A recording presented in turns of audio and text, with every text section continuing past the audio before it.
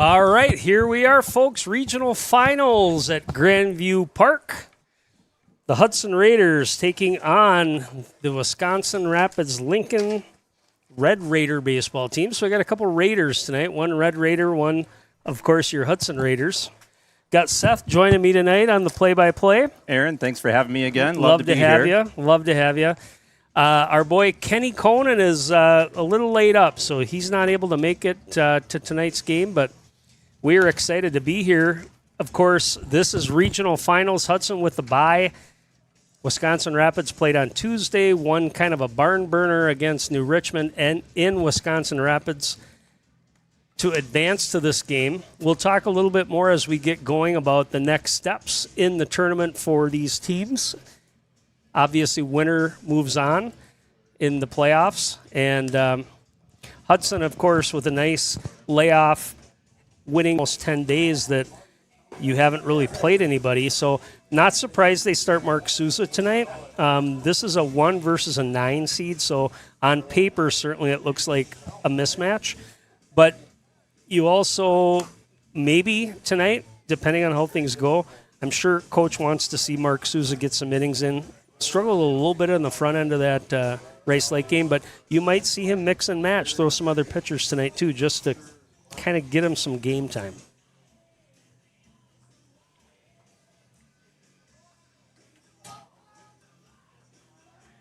Leading off for the Red Raiders, center fielder number 12, Gage Honeyegger.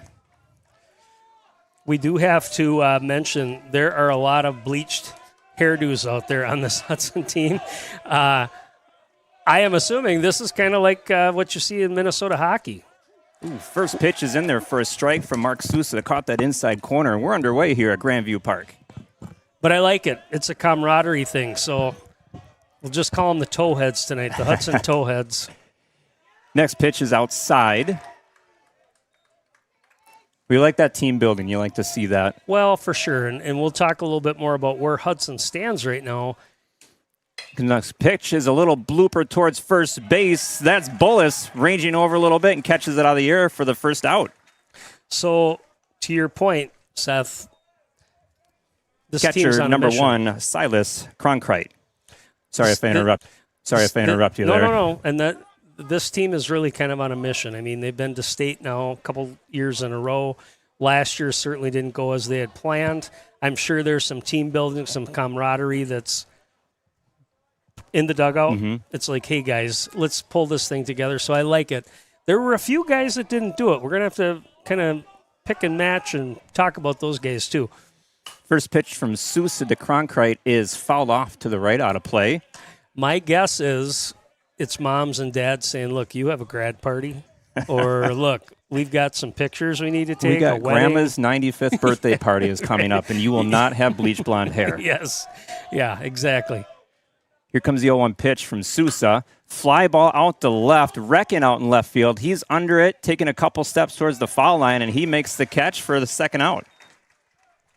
So when I was in high school, a little bit of the same thing. I was on a pretty good football team when I was a junior. We'll finish the story here. First baseman, number 19, Jarrett Zeligowski. And all the seniors were big guys, and I hung out with them, and we were all good friends, but they were like, we're going to shave our heads. And I'm like, yeah, okay. Went along with it for, I don't know. First pitch from Sousa. That one catches the corner, too, for strike one. That was on the outside corner. Probably a good week, Seth. They were cutting, shaving hair and coming to school, and everybody's looking at them, and, oh, that's cool. And next pitch inside. Finally, the peer pressure came on, and I had to go. So I went to the barber, and he gave me a couple of, racing stripes on the side of my hair, cut my hair short. They didn't like that so much. And they basically pinned me down after a weight room session and shaved my head. Shaved the whole thing. Next pitch is in for a ball. I can't say that anything like that happened when I only played baseball in high school, but we never had the team building and camaraderie thing. But I don't know, that really wasn't a thing for us, though, either. Next pitch, that one catches the corner there. So I grew up in northern Wisconsin, so it's kind of a rough crowd. They didn't really care. They're going to shave my head. Spooner. Yeah. Yeah. 2 balls and 2 strikes is the count.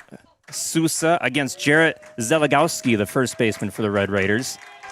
Here comes a 2-2. A little breaking Got ball him. called. Strike 3. Raiders go down in order. I should say the Red Raiders go down in order. 3 up, 3 down. Hudson coming to the plate in the bottom of the first. Good inning for Souza. Good to see. We'll be right back.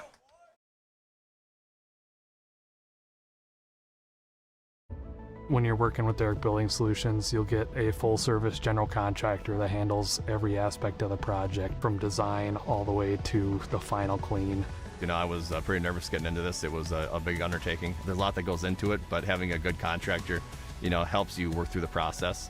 We've never built anything like this before, and knew that we would need probably a little extra help on the front end of getting things going, and so definitely glad that we picked Derek. Phone call, Anderson Heating. Make a Somebody call. answers 24 hours a day, 7 days a week, 365 days a year. Wow, that's awesome. If you go www.andersonheating.com, you can click on anything on your phone, and it'll automatically dial you up and allow you to get somebody that you can talk to. Okay, And the key here is awesome. I want a live body. I don't like push 1, push Yes. 2. No, Yes. no. It's a live body that you'll talk to. That was going to be my follow up. Are we actually talking to somebody? Real See- people. So this building is going to allow us to basically double our capacity in terms of manufacturing and also office space. So it's going to allow us to take a company that was started 9 years ago and basically double its size in revenue. You know, I was pretty nervous getting into this. It was a big undertaking. There's a lot that goes into it, but having a good contractor, you know, helps you work through the process. When you're working with Derek Building Solutions, you'll get a full-service general contractor that handles every aspect of the project, from design all the way to the final clean. We've never built anything like this before, and knew that we would need probably a little extra help on the front end of getting things going, and so definitely glad that we picked Derek. So what we got here is a 50,500 square foot pre-engineered steel Butler building. The nice thing about Butler is how custom we can get with the buildings. The opportunities are endless with how you can design these buildings. All right, here we are, back bottom of the first. Pretty much your typical lineup, Seth, for the Raiders. This is what we've seen in most of our games we've covered. If it ain't Leading broke, off don't for fix the it. Raiders, second baseman, number 5, Sam Abrahamson. Yeah, pretty much up and down the lineup, the same thing. Well, Coach Blagan likes to play with those 7, 8, 9 hitters a little bit at the bottom, but seems like you can get production up and down this lineup, and that's what has made Hudson so successful this year. What was really fun, waiting for this first pitch to Sam.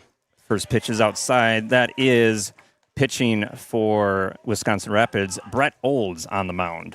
So Sam hit a home run over the center field fence out there. The fence batter's put in eye. for the batters. Yep. Yep, for the batter's eye Next pitch is a ball. 2-0. against Rice Lake, and then 2 batters later, Jace Metazinski hit one over the trees and left. So that was pretty fun. And Sam had been struggling just a little bit, so it was good to see him get a hold of one for sure.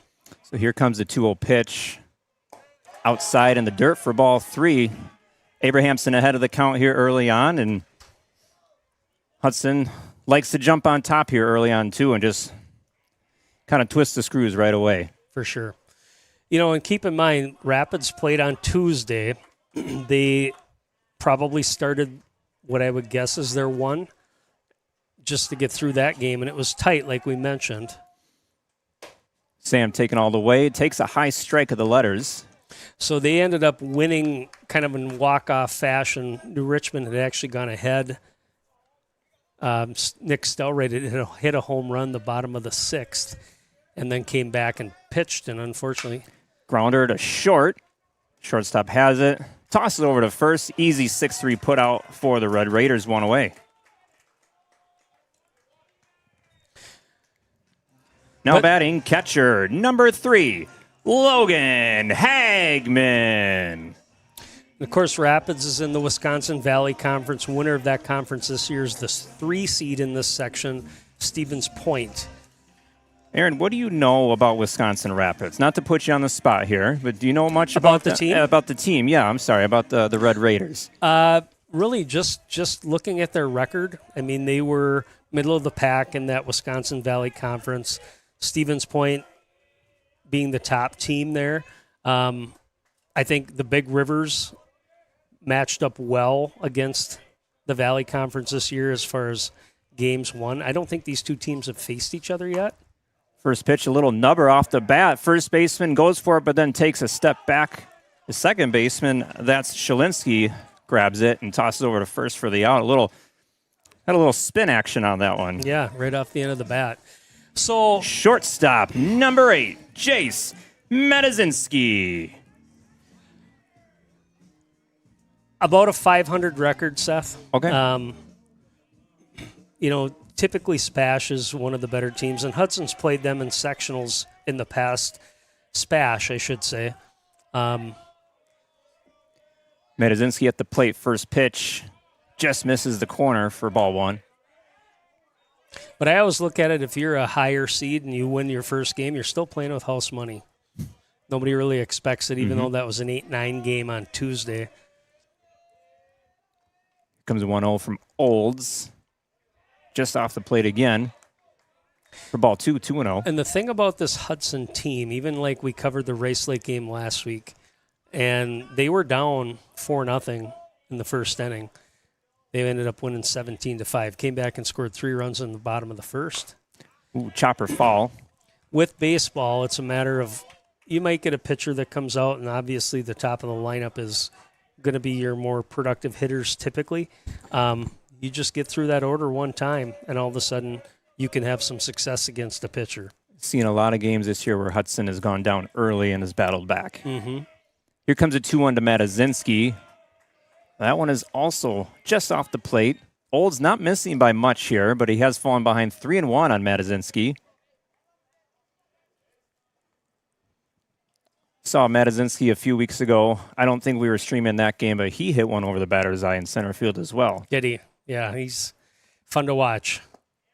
3-1 pitch is down low. Ball 4. Metazinski is aboard. First round of the game for Hudson.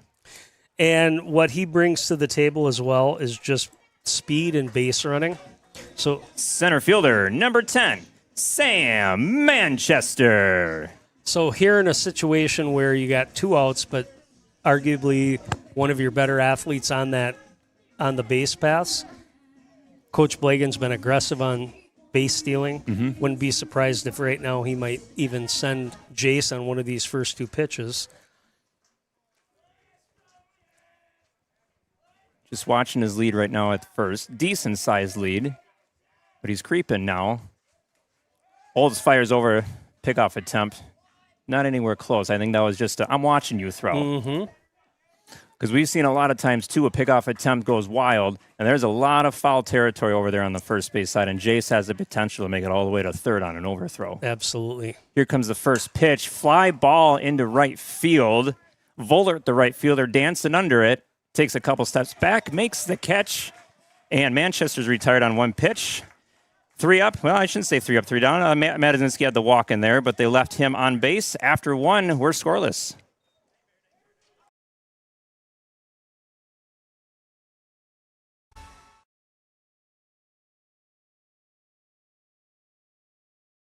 Buildings, you can certainly make it look like the building we have here for Rock Shield Rubber, but you can also make it look like a storefront like it would in a downtown setting. The owner comes to us and just tells us what they want, and then we start the process of setting up the building, drawing the plans, and then we send that off to Butler. Butler puts everything into motion of what they have to build to make this building work. They tell us a ship date, we're ready by that time, everything just works smoothly. When we're doing that preliminary stage of doing these preliminary drawings, going back and forth on different ideas, I'm able to use Butler's Advantage software and just changing a few things here and there to see where things come in price-wise. It's easy to just whip up a quick budget right away to share with the client, so we don't have to wait, weeks or months for a quote on something. That's one of the main advantages I see, and also the speed these things go up. I think we had the main frames for this 50,000 square foot building set in 3 to 4 days. We use a lot of the same subcontractors in erecting these buildings, which is very, very efficient for us and for the subcontractors, because we both know what we expect at the end. The thing I like most about it is the ability to expand. So again, we've doubled our footprint here, but we're hoping in the near future that we'll have to expand again. And the way these Butler buildings are put together, it allows us to expand in 3 different directions very easily. It's very, very easy to work with Butler. On this project alone, we were short a couple things or added a couple things. Butler is very efficient. We made a phone call, got things moving, boom, done. I would say in terms of this project here, we're both on time and on budget to this point, and the aesthetics of this. Leading building is off exactly the what I top of want the to second, create. right fielder That's number part of my job, 17, is seeing a Matthew project Vollert. from what it was to what it ends up being, and also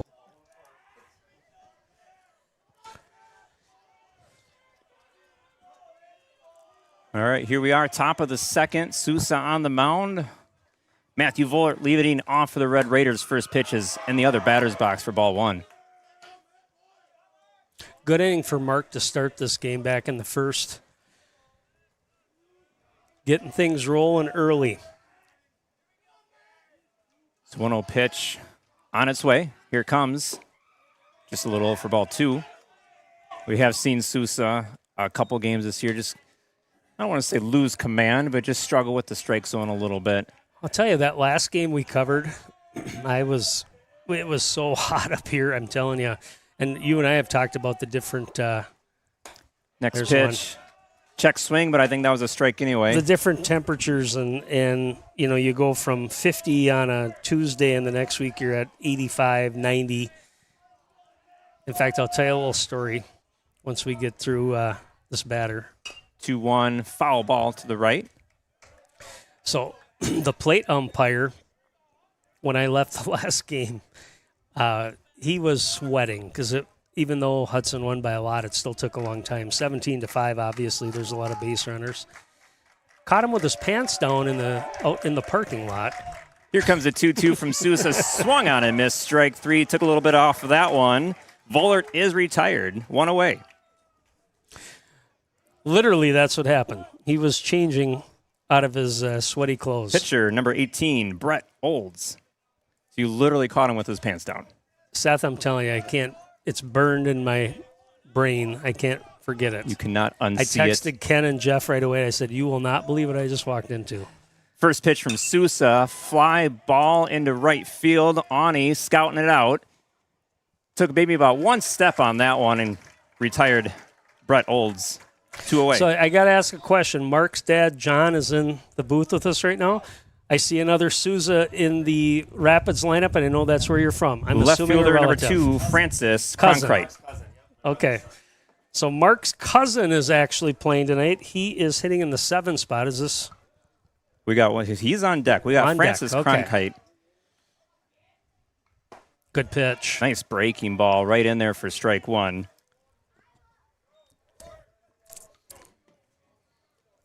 Two away here in the top of the second. Mark Sousa gets the sign, wind up delivered. Nice pitch. Good pitch, Mark. And he is hitting his spots today, 0-2. I had to ask John because it's not like a Johnson or Anderson or Smith, right? Yeah. Here comes the 0-2. Catches him right on the elbow. Francis Cronkite, he will go down to first after being hit on the elbow. Still 2 away here. Shortstop number 11, Cooper Sousa. So here it is, the long-awaited Here it is. Sousa versus Sousa matchup. Bragging rights at Christmas right here. Mark it down, June 14th, or sorry, June, what is today? June 4th? June 4th. 5:17 p.m. Well, we saw in the New Richmond game, we saw Chase Matazinski get struck out by his cousin. Really? Mm-hmm. I didn't know he had a cousin in New Richmond. He does, yeah. All right. Well, those are always fun matchups when you That's have fun. a family member, or I think back to the World Baseball Classic a couple years ago when you had Shohei Ohtani against Mike Trout, Angels teammates at the time. Yeah. Bottom of the ninth, game on the line, and Ohtani struck him out, and he has bragging rights for the rest of his life now. That's right. Sousa pitching out of the stretch here for the first time. First pitch to his cousin. Catches the corner for strike one.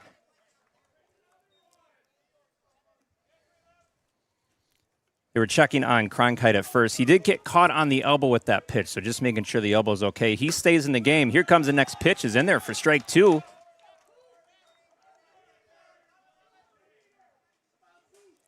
Looking good so far. Hammering the leather. 0-2 pitch is on its way. Check Oh, swing. call it. Yes, I Called. think he went. Strike 3. Absolutely.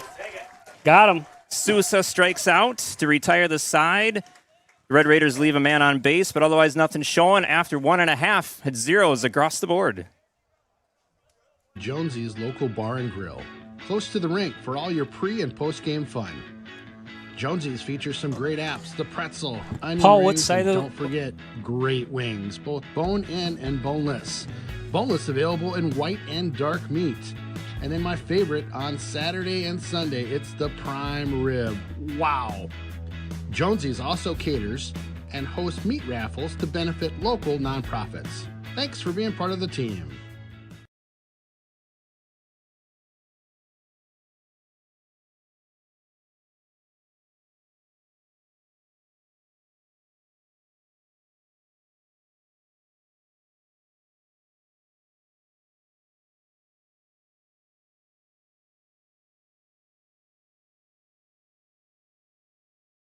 Precision engineering, rigorous attention to detail.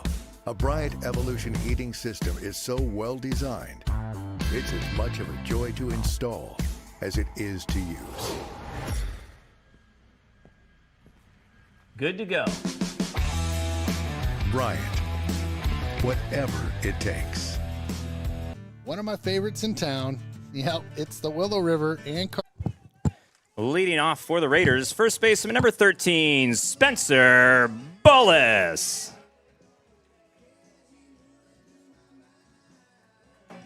So 5, 6, and 7 hitters due up for the Raiders here in the bottom of the second. This is Spencer Bullis leading off.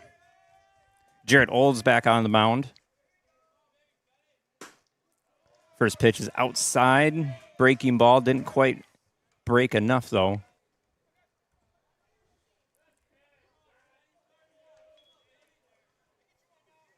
Olds ready. Here comes the pitch. Same spot, same result. Ball 2, 2-0. We have a little meeting on the mound here. Go ahead, Aaron. So you asked about Rapids, and I mentioned that Spash is really the team in that conference. Typically, year to year, that's good. In the big rivers right now in the state rankings, Hudson ranked 4th. Chi High, Chippewa Falls at 10.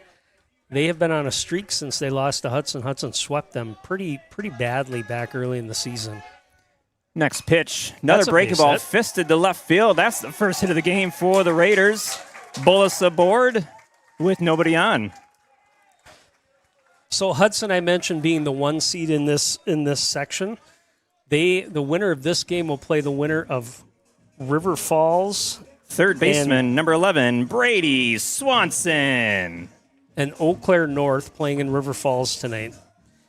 And we'll talk a little bit about how that sectional shapes up the teams that are in play and then kind of how that day goes, because it's a 1-day, 2-game, 3-game tournament technically. That's for the sectional, you said? Yes. Brady Swanson up at the plate now. First pitch is high for a ball. Spencer Bullis aboard at first. Nobody away here. Bottom of the second. We're at Grandview Park for the regional final.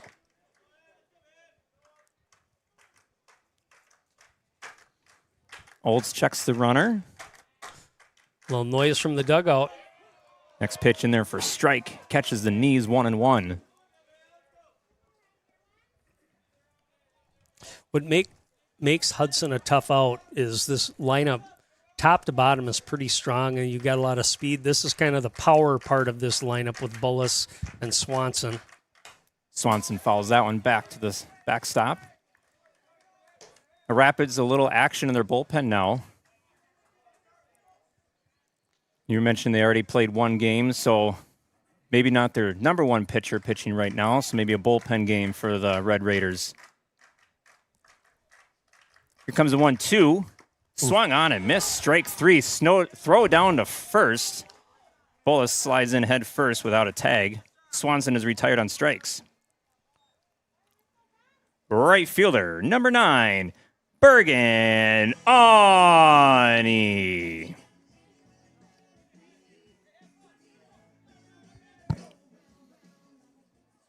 So now 1 away. Bergen Ani at the plate, playing right field today. Bullis being held on at first. First pitch is high for ball one. So as I mentioned, down at the bottom of this lineup, there is quite a bit of speed here. We talk about Ani, Reckon. You're also going to have Bolio, where, again, it gives Coach Blagan some threats to steal some bases as well. Popped up foul behind us. 1-1. You haven't seen much movement from Bullis over at first. He's got a decent-sized lead. Do see some clouds starting to fill in a little bit, but I think we're going to be safe from the rain today. Next pitch, swung on and missed, strike two. Curveball's working for him. Keeping it close to the zone, keeping these hitters off balance a little bit. Wouldn't be surprised to see another one right here. Mm-hmm. Try to bury it in the dirt, maybe. Here comes the 1-2. That one, foul territory, and first baseman can't get to it. He had room.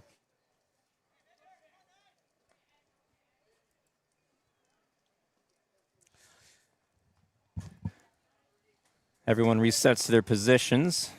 Make sure home plate is clean there.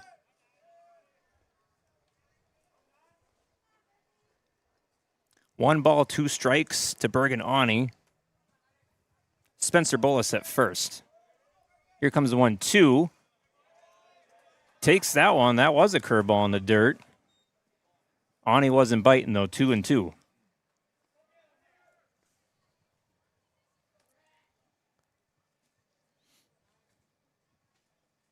Olds comes at the set. Here comes the next pitch. Fly ball into center field. That's Honeyjaeger, the center fielder. He's under it, makes the catch. Bullis retreats back to first base as Ani is retired. Now batting the pitcher, number 2, Mark Sousa. Mark Sousa steps up now with 2 outs. Spencer Bullis led off the inning with a single, but has not made it past first base. First pitch, liner into right field. That's going to fall in for a base hit. Bullis around second. He's heading for third. Here comes the throw. Boy. And he is out by a good mile. I like the call. It's aggressive, but that was a great relay. Good cut. Out by about 10 feet. So Raiders get 2 hits, leave a man on after 2 innings. It's 0-0. When you're buying insurance, finding protection closer to home is always better. After all, who is likely to care more about you? Someone at the end of a 1-800 number or your local professional insurance agent? If you need a quote or just have a question, please just drop in and see us or give us a call. SF Insurance Group is your local community insurance agency. Visit our many locations at St. Croix Falls, Osceola, Somerset, New Richmond, Chisago City, and Hudson. Visit us online at SF. Hi, I'm Ronnie, your Willow River Experience Assistant. At Willow River Company, we take care of all your outdoor needs. Snow removal, irrigation, fine gardening, plant bed maintenance, seasonal planters, lawn care, and planter subscription all year round. And now, it's all bundled into one simple monthly subscription. No stress, no hassle, just a beautifully maintained property. Visit willowriverexperience.com and subscribe today so you can enjoy the view. Door Drill & Scow has been fighting for the rights of the injured since 1883. Our lawyers are local. We live and work here, and we believe in giving back to the communities we serve. From the courtroom to the community, Door Drill & Scow is proud to serve northwestern Wisconsin for over 100 years. Just commenting, Mark Sousa really looks good tonight. So nice to see right before the playoffs, or right in the playoffs. Leading off for the Red Raiders, second baseman, number 5, Caden Shalinsky. Caden Shalinsky, second baseman, leading off the top of the third. 0-0 is the score. Sousa back on the mound. First pitch is outside for a ball. Going back to the end of the second inning there, Aaron, we're kind of discussing the aggressive play. That's how Coach Blagan always is, but make them make the play. Exactly. You know, that's Next pitch is low and inside for ball 2. I look at, doesn't matter what level of ball you play, baseball, softball, put the ball in play. I mean, last thing you want to do is, and we see so many times, especially in the big leagues, they try to swing for the fences. If you just put it in play, you can score a run. Got a runner at third, just put it in play. Next pitch right in there for strike 1, 2-1. But again, Coach Blagan being aggressive early on, not a surprise. That's the way he's been. Ground ball over to short. Matazinski's right there, scoops it up, throws to first. Wide throw, and Bullis can't hang on to it. Shalinsky's aboard. Aaron, I'm going to leave that one up to you. How do you want to rule that one? Well, I didn't see it on this end, but Jace certainly had plenty of time to set and throw on that, and if the throw was a little wide. Number 24, Jack Potter. It was a wide throw, so probably going to go air on shortstop on the E6 on that.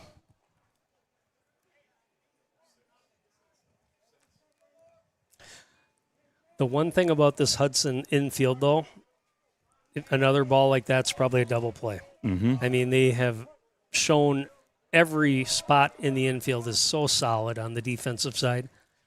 Jack Potter now at the plate. Shows bunt, pulls it back. Hagman thought about the snap throw to first, but there was nobody home as the corners were crashing there. We got Swanson playing well in at the grass. With the 9-hitter up at the plate here, so not a surprise with the showing bunt. Right. That's a good bunt. That's a good bunt. Sousa fields it, spins and throws to first. Got him at first. It was a bang-bang play there. Good Potter speed was really and hustling. actually a really good spot on that bunt. Sousa did a good job fielding it, setting his feet and throwing. Again, you get that one wide or it gets away from the first baseman, it's trouble. Center fielder number 12, Gage Honeyegger. Now, it's very easy to rush that throw, and then all of a sudden that ball's in the bullpen, and Rapids could possibly score on that, depending on how far it goes. So Honeyegger up at the plate. He popped out to first to lead off the game. Runner at second, 1 away. First pitch is outside for ball 1.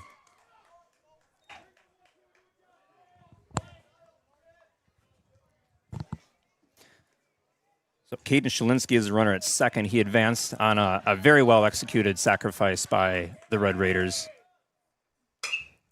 Next pitch is hit into center field. Manchester's under it. It's shallow. No chance of a tag. That's a good out right there. I mentioned the infield, but the outfield is just as lethal for the Raiders with the speed out there. Catcher number 1, Silas Cronkite. And especially Manchester, very impressed with his range, what he can do. Covers a lot of ground. Catcher up to the plate now, Silas Cronkite. Flew out to left field in his first at bat. Here comes a pitch from Sousa. Ground ball through the left side, through the hole. They're going to wave in the runner. Here comes the throw from Recken. Cut off. Here comes the relay. Oh, they got him. Did they get him? Got him. Got Absolutely. Him. That was a wonderful throw. Perfectly placed. Hagman caught it and tagged him at the exact same time. There's going to be a replay on that. A lot of protests there by the Red Raiders, I tell you what, that wasn't out because I didn't think the throw should be cut, but it got right there. Right to the catcher's glove on the shoulder, got the tag on him. It's the right call. I thought initially it hit him in the back of the head, but Hagman's glove was right there and caught him got and him right tagged in the him right shoulder at the by same about time. 2 steps. Mm-hmm. Well, the Raiders get out of that inning without any runs. That was another make the play, and they made the play. Exactly. So after 2.5, we are still scoreless here at Grandview Park.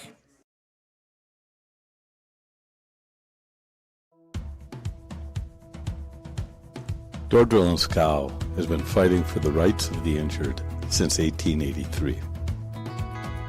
Our lawyers are local. We live and work here, and we believe in giving back to the communities we serve. From the courtroom to the community, Door Drill and Scow is proud to serve northwestern Wisconsin for over 140 years.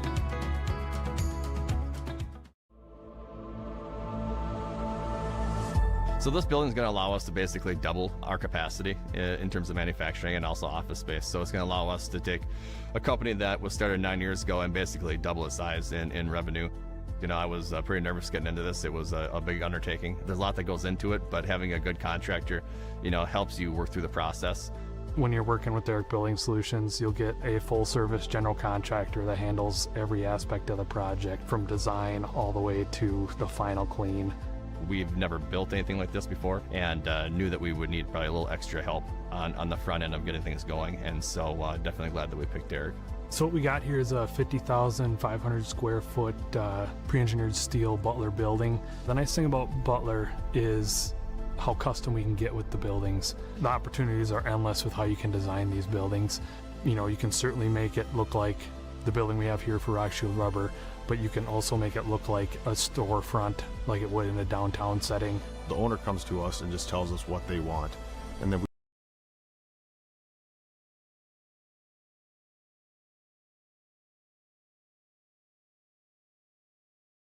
And a hitter, number 4, Tyler Bolio. A lot of good defense we're seeing here early on in this game from both teams. Good relay throws, good fundamental baseball. For sure. Yep, absolutely. And we just talked about that was a pretty special throw in kind of small quarters there. Swanson hit it right in the right spot where the catcher didn't have to move his glove, was right on the shoulder of the runner, and got the tag on. Tyler Bolio at the plate for Hudson. First pitch is a ball. Next pitch catches the inside corner. Got that breaking ball working again. 1-1. So going back to that play, so Silas Cronkite, that was a base hit. That's the first hit of the game for Wisconsin Rapids. And then you score that if you're scoring at home, a 7.52 put out, just your everyday 7.52. Ground ball up the middle, base hit for Bolio. He is aboard. Raiders get the leadoff hitter aboard again. And here's that speed. So now in that 9 spot, before you turn your order, that's what you want to see, making that Second guy. Baseman, number 5, Sam Abrahamson. Whenever you've got a 9 hitter that can get up there and get you a good at bat, Andy's got speed. And that's a person you want that is a tough out, can bunt. Your 9 hitter is almost like a second leadoff guy. 100%. You're fast, quick, makes contact. Then we got a meeting on the mound here. We might be getting a new pitcher here. We are getting a new pitcher. All right. So Jarrett Olds didn't run into too much trouble. Well, and I don't know, Paul, did you get any carryover from Tuesday's game about pitch counts? Did they tell you that? So this could be a pitch count situation because they did play on Tuesday. So don't know much about Rapids. I apologize, but so the pitch count. So I'm just looking at the sheet over here to my left. So if you're required 1 day of rest if you pitch 31 to 49 pitches, 2 days rest 50 to 75, and anything over 76, 3 days rest. So if he pitched Tuesday anywhere under 75 pitches, he can pitch 1-2. He could pitch today, right? Well, yeah, and it almost feels like that only because it seems, I mean, we're at a 0-0 game here in the third, so it seems like an early hook, but it's also when you're playing a 1 seed against a 9, right? Yeah. Yep. It's almost like, I don't want to say Game 7 of the World Series, but it's like it's a Game 7 feel in the playoffs. For sure. So we got number 23. That's Felix Apps pitching for the Red Raiders. ABTS. And it looks like Brett Olds, who was the pitcher, if they're taking him out, or if he's going to go back in the field. We'll get this all squared away here in just a minute. So it's bottom of the third, scoreless game, but right now the Raiders have the leadoff hitter on, Tyler Bolio at first, and then rolls to the top of the order with Sam Abrahamson waiting as Apps taking his warm-up pitches. Good crowd. The hillside is filling in. When we first got here, there was mostly people by the tree line. Those are the first come, first serve. Get the good seats with some shade. Well, And the cloud, well, now the sun's peeking out again. I was just going to say the clouds have kind of covered up, made it a little bit more tolerable. Yep. But now that sun's peeking back out, which not going to complain.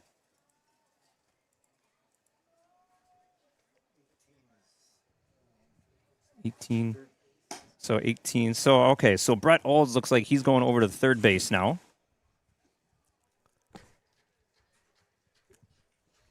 Now a reset here. So Sam Abrahamson up to the plate. Grounded out to shortstop in his first at-bat back in the first inning.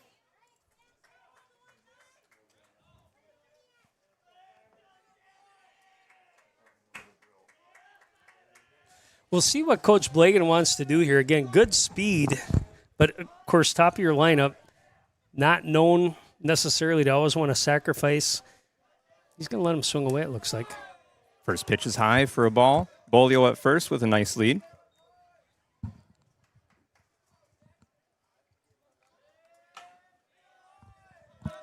Being held on by the first baseman, that's Zilagowski. Here comes the next pitch. Popped up, foul territory, out of play, 1-1. So outfielder's pretty straight away. The third baseman, that's Jared Olds, just moving over to third base. Just maybe one step off the grass over there. Another thing Coach Blagan likes to do is hit and run with this lineup, so keep an eye on that too. We'll keep an eye on Bolio over at first. Yeah, pickoff attempt there as Bolio steps back in safely. 1 ball and 1 strike to Abrahamson. Next pitch, little breaking ball, catches the corner for strike 2.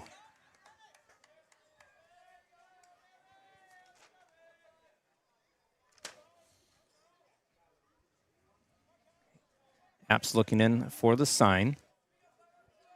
Comes at the set, checks the runner. Now another throw over. Again, not an aggressive throw, just to keep an eye on him, keep him honest. I think word gets around how aggressive the Raiders are and what they like to do on the base paths. Good lead over there. Here comes the 1-2. Hit Fly well. ball into left field. That's in the gap. The center fielder's coming over, though, and he makes the catch. Good range there by the center fielder. That's Honeyjager to retire Abrahamson. 1 away here in the third. Thought he got a little bit more of that, but jammed him a little bit on the handles. Catcher, number 3, Logan Hagman. Yeah, I thought that might fall in, but it did hang up there just a little bit, and it was kind of a jam shot there. So Abrahamson's retired. Hagman up to the plate. Bolio still waiting at first. 1 away. Bottom of the third. 0-0 score.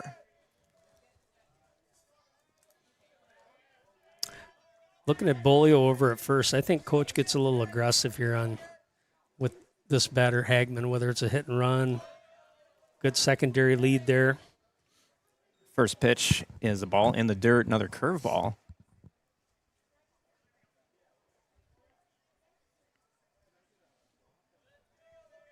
Again, the third baseman just about 1 step off the grass. Everybody else pretty straight away. Rapids would love a double play in this situation. Big lead by Bolio. Ooh. I don't know how he got back in there. That was a close play at Very first close. base. Bang, bang. Yeah, I think he was going on that pitch. Not as big of a lead this time. Yeah. Heart's racing a little bit. Here's a fly ball into left field, center field. Center Got field his is wheels. going He's back. gonna That track one's that. going and Oh, it drops. off his glove, drops off the warning track. Bolio is being held at third. Hagman pulls in with a double.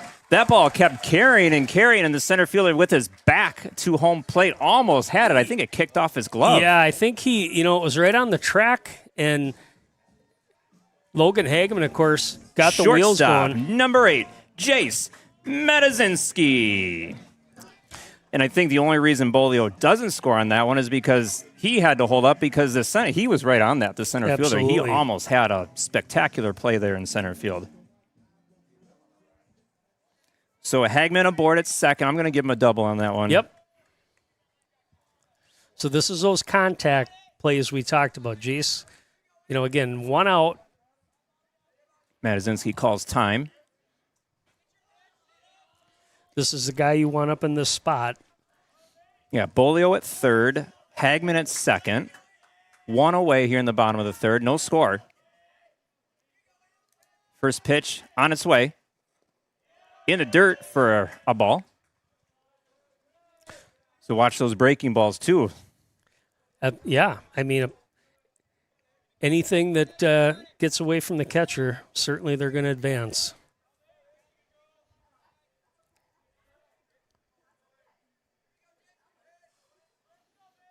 Apps gets the sign.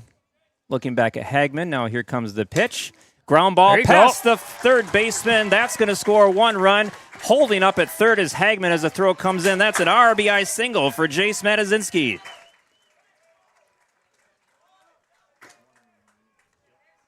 So Hudson takes the lead here in the bottom of the third. 1-0 is the score. Center fielder number 10, Sam Manchester. So you got good speed on the corners. Certainly with Jace, this is one of those situations they're calling the play here, what they're going to do. Infield, third base is in. I think you're going to send him here. Certainly Hagman can break to the plate on anything that's close. Yeah, pickoff attempt at first. Matazinski slides in safely. So Hudson scores the first run of the game here in the bottom of the third. It's 1-0. Runners on the corners. Manchester up at the plate. There he goes. No throw. So Matazinski down to second. Pitch was a ball, so it's 1-0 on Manchester. Spencer Bullis on deck for the Raiders.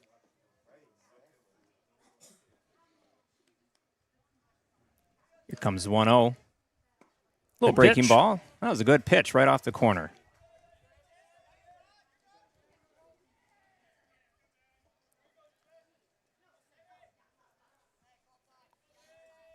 Apps takes a step off the rubber, wants to regroup, calls time. Wants his catcher out there.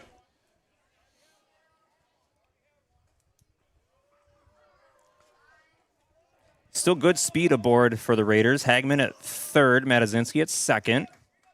Base hit could score 2 here in this situation. You bet. It's hard to tell Jace no when he's running the bases. Breaking ball high and away for ball 2. 2-1.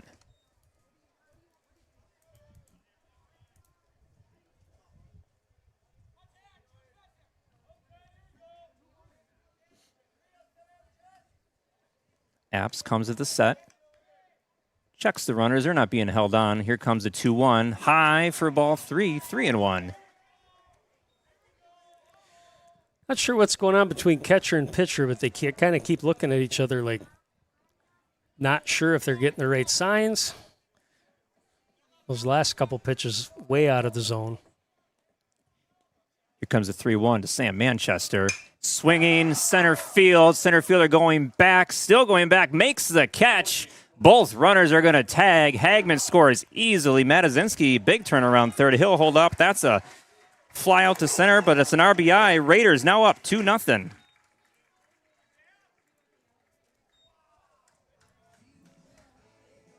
First baseman, number 13, Spencer Bullis. Yeah, Manchester hit that one well to center field. That's Gage Honeyacre in center field for the Red Raiders. He made a couple good plays out there. He's had some pretty good range. Yeah, he has. But it's an RBI sacrifice fly. And now Bullis takes a good breaking ball for strike 1. Well, you watch Jace get a good secondary lead. I think anything that gets away from the catcher outside the dirt, you might see him go. I love watching his lead at third. Sometimes he's halfway between coach and third base. There you go. Ooh. That was I the think one. that he got a little bit. I'm not sure he realized it was going to bounce that far, but there was no coverage at home, so I think he would have made it. 1-1 the count on Spencer Bullis. Bullis 1 for 1 today. He singled back in the second. Then he was thrown at a third on a really nice executed relay by the Red Raiders. Here comes the 1-1. Slow breaking ball catches the strike zone for strike 2.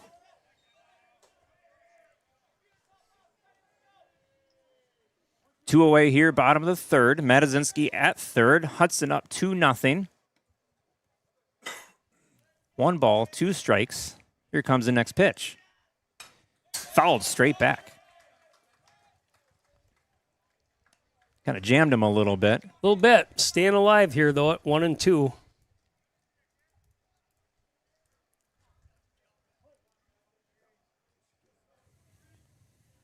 Third baseman still just a step off the grass there. There you go. Yeah, that one. Oh, It hit him. Hit him. It Must have bounced and hit him, I think. hit him right on the foot. It looked like a wild pitch the way it shot off to the left, but Bullis aboard with the hit by pitch. Matazinski stays at third. Third baseman, number 11, Brady Swanson. Brady Swanson up to the plate now. Hudson still trying to hopefully scratch across a couple more runs here.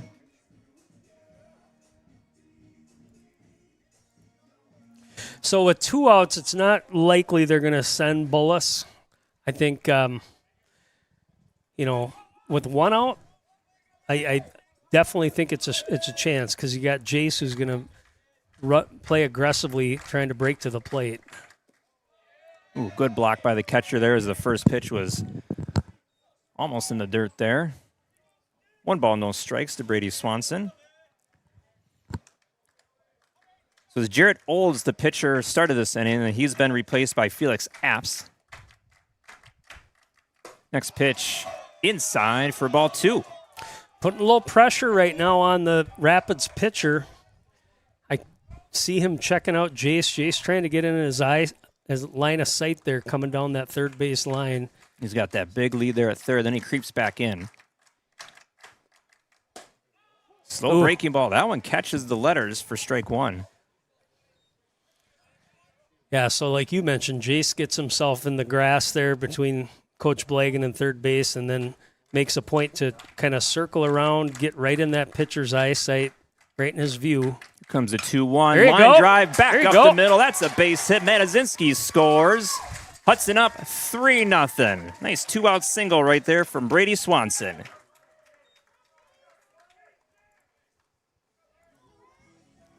Right fielder, number 9, Bergen Ani. You could kind of tell the difference. I like this part of the Hudson lineup, but they aren't going to necessarily try to stretch to get extra bases. No. So Spencer Bullis, and he got dinged, so I can see he's kind of limping, but he just kind of made his way to second, thought, you know what, I'm not going to stretch it. I'm good. Station to station. Yeah. Well, that was a hard hit ball into center field, too, so I don't think there was... Yeah, no, there was no chance. Had a meeting on the mound here, infielders and the coach out there, and it looks like we're going to get a courtesy runner. Nolan Meyer? Nolan Meyer, yep.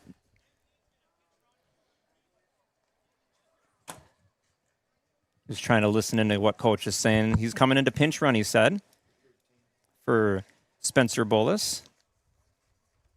We got Bergen Ani up at the plate here. 2 away in the bottom of the third. Hudson up 3-0. Hudson put together 4 hits here in this inning.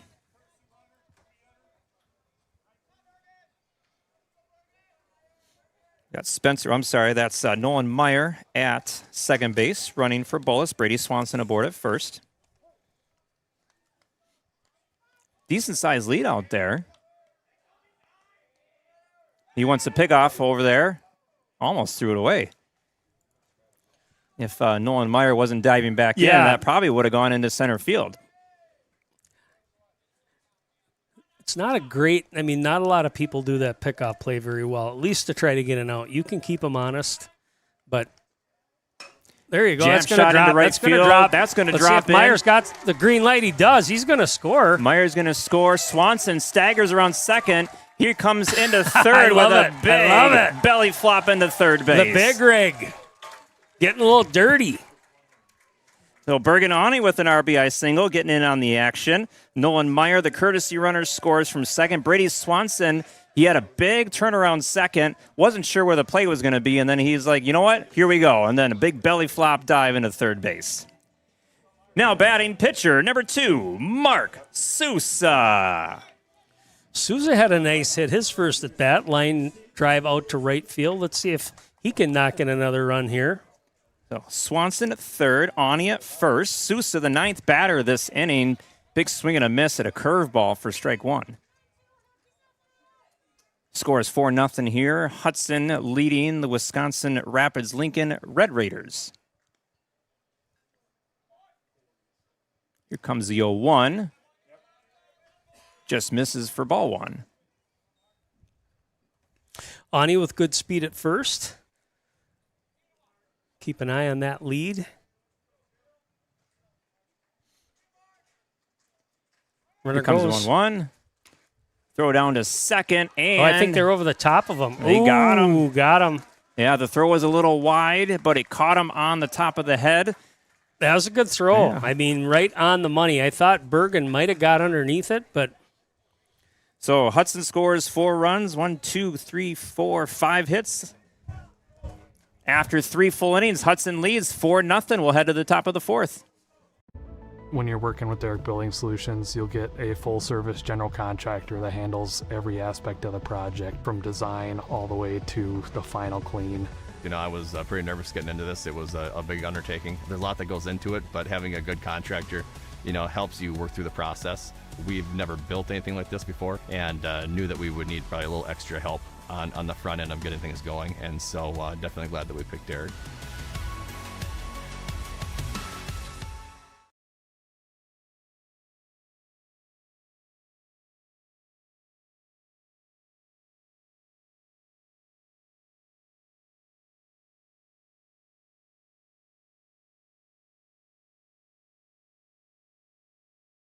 Jonesy's Local Bar and Grill, close to the rink for all your pre- and post-game fun. Jonesy's features some great apps, the pretzel, onion rings, and don't forget, great wings, both bone-in and boneless.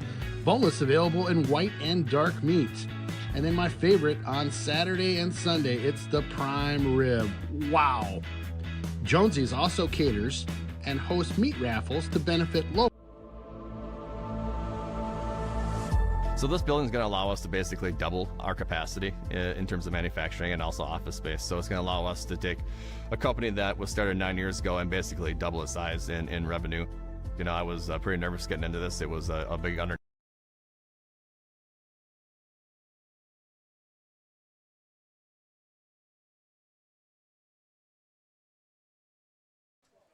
So here we are, top of the 4th. Hudson leading 4-0, put up a 4 spot there in the bottom of the 3rd. Mark Sousa back on the mound. Jarrett Zeligowski leading off. Struck out looking back on the 1st. First pitch, ball.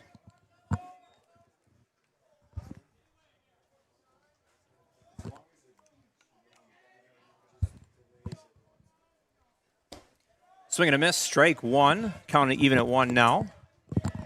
So Mark pitching much better tonight. Mentioned the Rice Lake game. Struggled a little bit. First inning, I think he had 4 walks, 2 or 3 hit batters. Came back. Swung on a miss for strike 2. In that second inning and, was getting back on track a little bit, but coach decided to have him sit. Brought in Miles Howe. Tonight, much better. I don't think he's given up a free base yet. The 1-2 pitch is low for ball 2. Yeah, they're making contact. 2 strikeouts, but I don't see any walks here. He did hit 1 batter, though, back in the second inning. Yeah. Here comes the 2-2. Swung on and missed. Strike 3.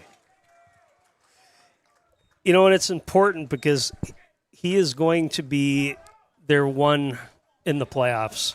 Right fielder number 17, Matthew Vollert.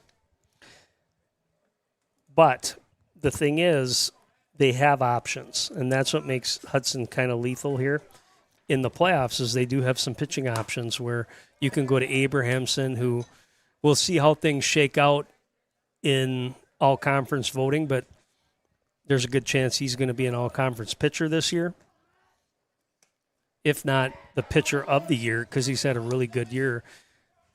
You also have 2-0 right Nolan now. Meyer, who we saw, mentioned Miles Howe. Jace Matazinski closed the last game, so Comes the 2-0 pitch to Vollert. Just misses for ball 3.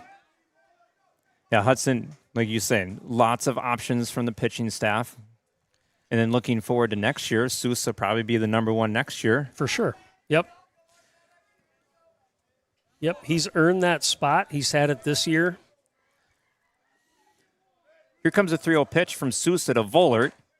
That one catches a corner. Strike 1. And what really makes that, if Mark is on, he is your number 1, and having Sam Abrahamson at second base just helps this infield as well. I mean, he's a rock-solid infielder.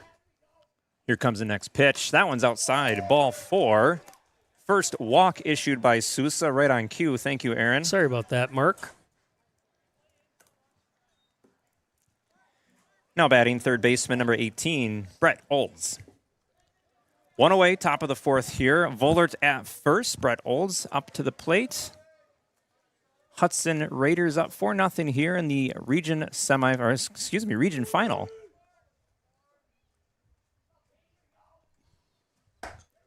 First pitch in there, strike 1. Hudson looking for that double play that we talked about earlier. Big gap in right center field there between Awney and Manchester. Here comes the 0-1 outside for ball 1.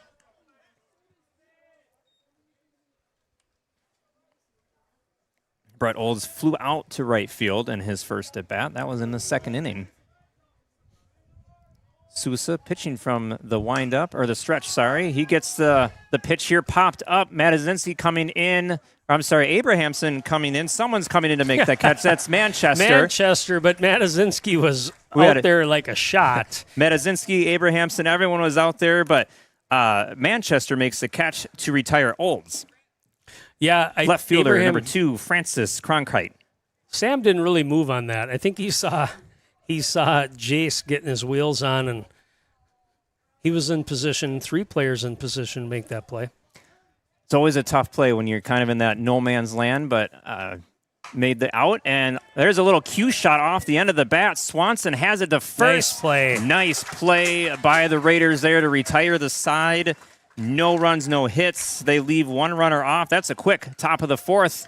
After 3.5, it's 4-0 Hudson. There's a lot that goes into it, but having a good contractor, helps you work through the process.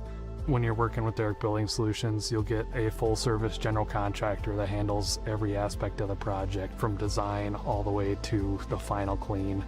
We've never built anything like this before, and knew that we would need probably a little extra help on the front end of getting things going, and so definitely glad that we picked Derek.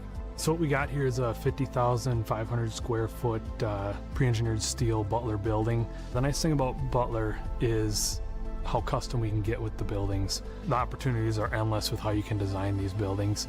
You can certainly make it look like the building we have here for Rock Shield Rubber, but you can also make it look like a storefront, like it would in a downtown setting. The owner comes to us and just tells us what they want.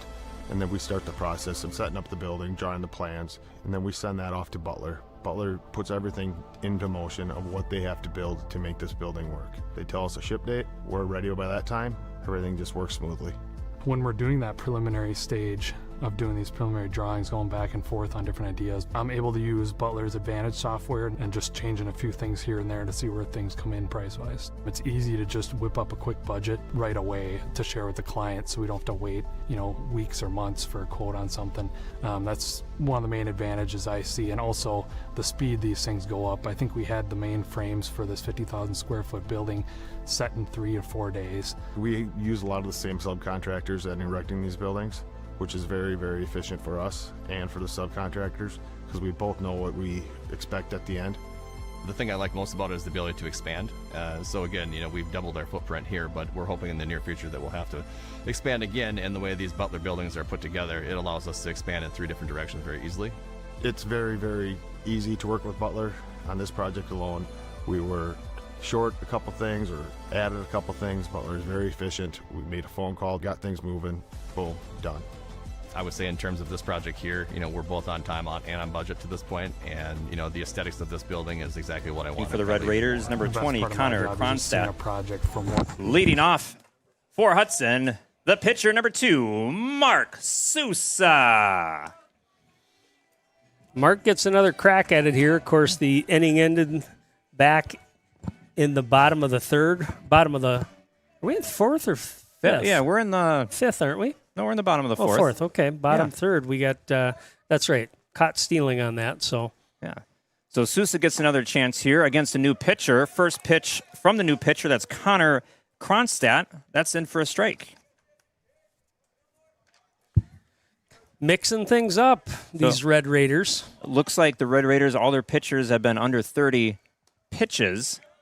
So just trying to go through the bullpen, keep everyone fresh, potentially for another game. Well, and again, if you don't have an ace, it's not a bad strategy to mix things up. Oftentimes, you can look at the statistics. You get through that lineup a second time with the same pitcher. Pitch almost hit Sousa. He had to dance out of the way. Ball 2. There's more success that comes the more you get a chance to look at them, communicate with your teammates. Yeah, I think last inning they had 2 guys warming up in the bullpen. Looks like they have another one getting ready now. Here comes the 2-1 to Sousa. Pop foul out of play just to her left. 2 balls and 2 strikes. So there are 8, 9, and 1 hitters here for Hudson. Tyler Bolio on deck. Here comes a 2-2 offering from Kronstadt. Slow breaking ball. Hit foul, though, to the left side. The third baseman giving chase. Can't get to it. Again, a lot of foul territory room over here at Grandview Park.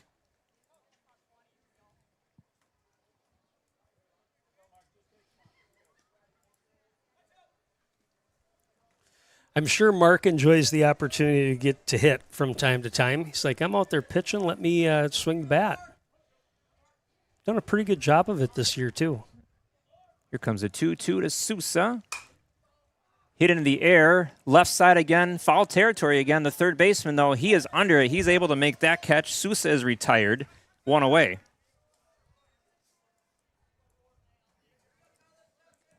Designated hitter, number 4, Tyler Bolio. So Tyler Bolio singled and scored back in the third inning, scored the first run for the Raiders in that 4-run third inning. Up at the plate here for his second at bat. First offering to him, in there for strike 1. The method to the madness that teams have tried to throw at Hudson are some of these guys that can throw some off speed, maybe not a ton of velocity. It works for a while. And maybe tonight, again, just going with the same kind of looking pitchers, but just a little bit different, whether it's speed or delivery, things like that. It's the strategy of the Red Raiders. Haven't seen like any overpowering stuff from the Red Raiders, but a lot of mix and match off-speed curveball.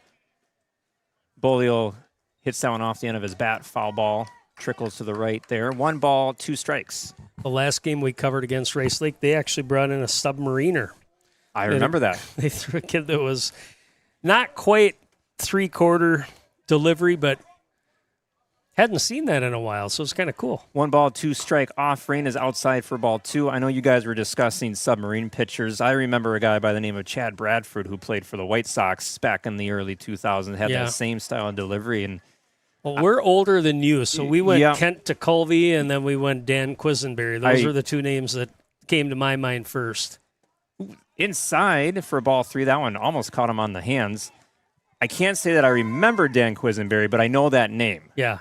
Well, Kent Tekulve looked like a hitman. If you want to go back and look at the 70s and 80s, he was a geeky-looking guy, but he wore some pretty nasty shades. And full count offering just over the head of the second baseman. Bolio is aboard with his second hit of the game.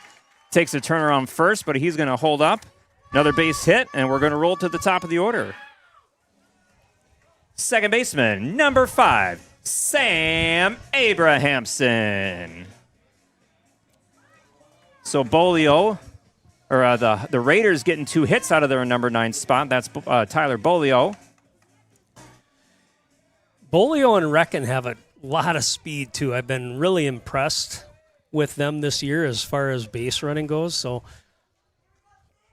again, we'll see how much pressure Coach Blagan wants to put on things here with the top of the lineup. Yeah. First pitch to Abrahamson is a strike. Just looking, so Reckon a junior this year, and then Tyler Bolio just a sophomore this year. Sophomore, yeah. Bolio getting his lead. Not a big one right now. Abrahamson waiting. Curveball outside for ball 1. I tell you, if Sam can get hot here in the playoffs, be that leadoff guy that can get on base, ton of speed, lots of athleticism, it'd be a shot in the arm for sure for these Raiders. Kronstadt gets the sign, delivers outside again for ball 2. So a catcher for the Red Raiders, Silas Cronkite, doing a good job of keeping those in front of him. Also, he's keeping an eye on Bolio at first, too, because every pitch is kind of leading him towards first base. Here comes a 2-1 offering to Abrahamson.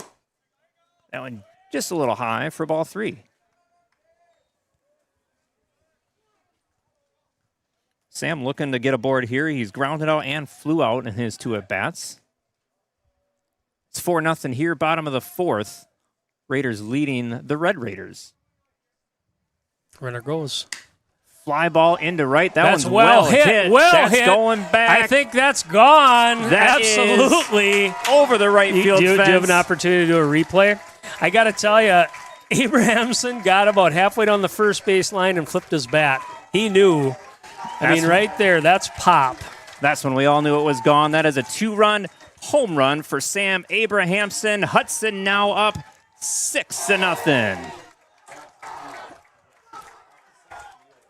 You know, and when you see an opposite field home run like that, you think, okay, guy's a little bit behind this pitcher. I mean, that was just pure power. Catcher, number 3, Logan Hagman. Well, you know, at first, Aaron, I wasn't sure about that one, but it just kept going and going, and you knew it right away that one was gone. But we've seen him hit to center field. We've seen him hit to right field. Sam knew it, too, because, like I said, it wasn't a taunt, but he flipped the bat a little bit. I mean, it was out in that, not even in the power alley. I mean, that cleared right about to the right of the scoreboard by the flagpole there. So Logan Hagman up at the plate here. New batter, new count. First pitch is in there for strike 1. Hagman doubled back in the 3rd inning and came around to score later. Hagman had a good one there. Almost, I wouldn't say almost a home run, but he really hit that to the deepest part of the park. Hit it well. Fly ball. That one's in left field. That one's hit well. Ooh, I thought it would at least get over the left fielder's head. We all got excited. Well. We got excited. That was hit well, though. Left fielder, though, he had a beat on it for out number 2. Well, shortstop number 8, Jace Matazinski. So let's just talk. So Abrahamson, I believe, is going to St. Thomas to play baseball. Then you have Logan Hagman, who I heard committed to the Gophers. And here you have the young man that's going to Auburn. It's a tough lineup. It's a tough lineup in high school baseball. First pitch is in their first strike. Yeah, this is my 3rd year doing baseball here for Hudson, and this is, a short sample size, but just top to bottom, this is the best lineup I've seen. There's a ground ball. That's up the middle for a base hit. Matazinski aboard with 2 away. 2 for 2, walked in the first, so having a good night.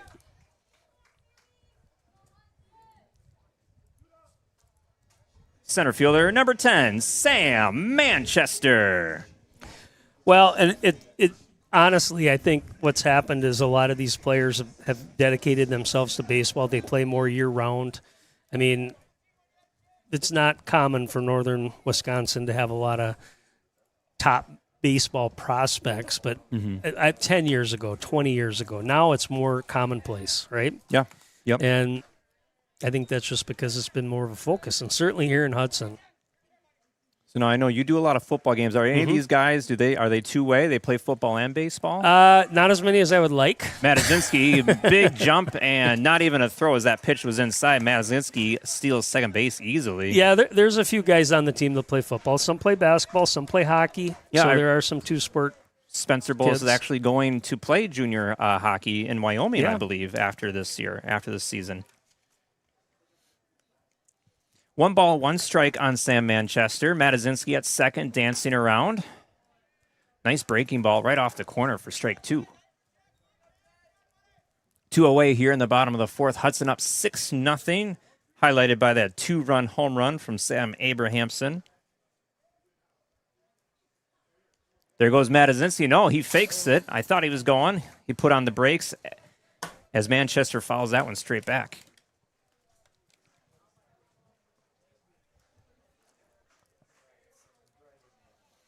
They can apply pressure anywhere in this lineup, which, again, makes them certainly a tough out in this tournament. Ground ball, diving, nice stopped play by the second baseman from one knee, throws over to first. Nice play there by Shalinski to retire the side. Hudson Slow scores a couple more on 3 more hits.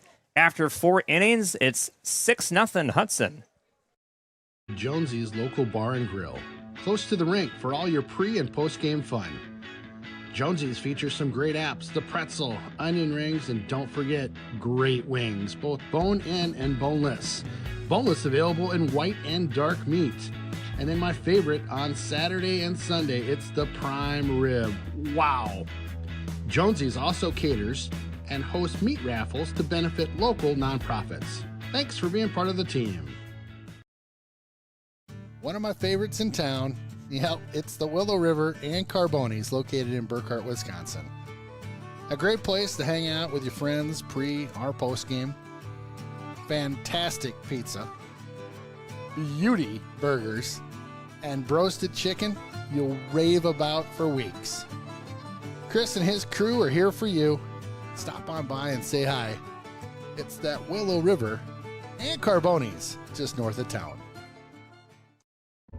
When you're working with Derek Building Solutions, you'll get a full-service general contractor that handles every aspect of the project, from design all the way to the final clean.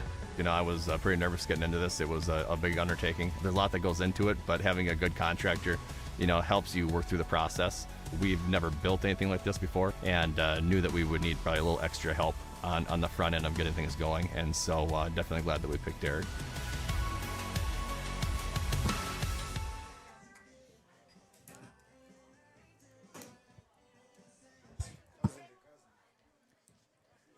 Leading off the top of the 5th for the Red Raiders, shortstop number 11, Cooper Sousa.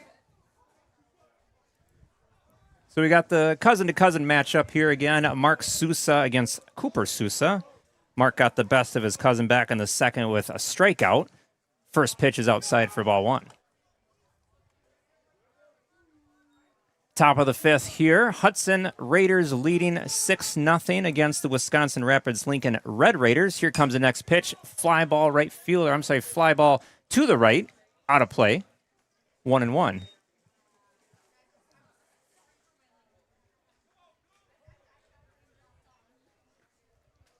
Sousa pitching out of the windup. Here comes the 1-1. Another one to right field down the line. That's going to fall in. Foul. Not by much. A couple feet, 2 feet, good 3 feet. 3, 4, 5 feet there. Would have been extra bases, I think, if that landed. Well, that's the thing about this field is if it gets anywhere, especially when you're a righty hitting oppo, and all of a sudden it starts to spin, I mean, you're going to get some extra bases probably for sure. So 1-2 is the count now on Cooper Sousa. Mark gets his sign. Here comes the pitch. Little blooper to second, nice and play. There's Abrahamson with a little leaping catch to retire Sousa. There's some good range right there from Abrahamson. Second baseman, number 5, Caden Shalinski. So Sam actually, just thinking about this, so Hudson looking to make their 4th straight trip to the sectionals. As a freshman, Sam played third base for this team, and actually pitched. And so 4-year starter on varsity for Abrahamson. That's quite the career. Next pitched to Shalinsky is a strike. 1 ball and 1 strike.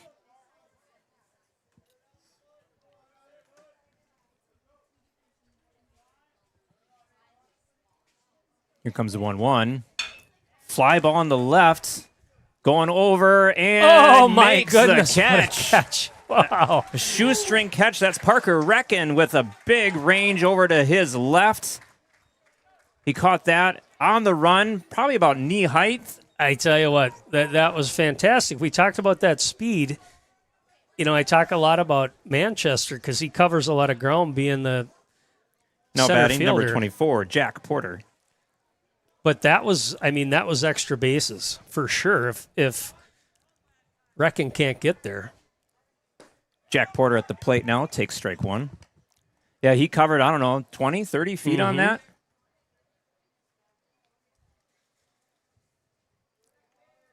Jack Porter in the number 9 spot for the Red Raiders. He had a nice sacrifice bunt in his first at bat back in the 3rd. Nobody aboard right now, though. Top of the 5th. Here comes the 1-1. Popped up out of play straight back over our heads. And it's 1-2.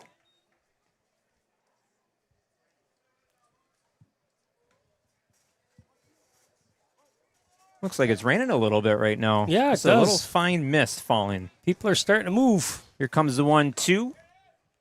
Couldn't get the call. That one was just a little high and away. Clouds aren't bad. I can't imagine we're going to get more than maybe a sprinkle. See some sunshine out to the west there. Here comes the 2-2 pitch from Sousa. Outside for ball 3. Sousa sitting pretty good for pitches. Only 57 here through 4 2/3 innings.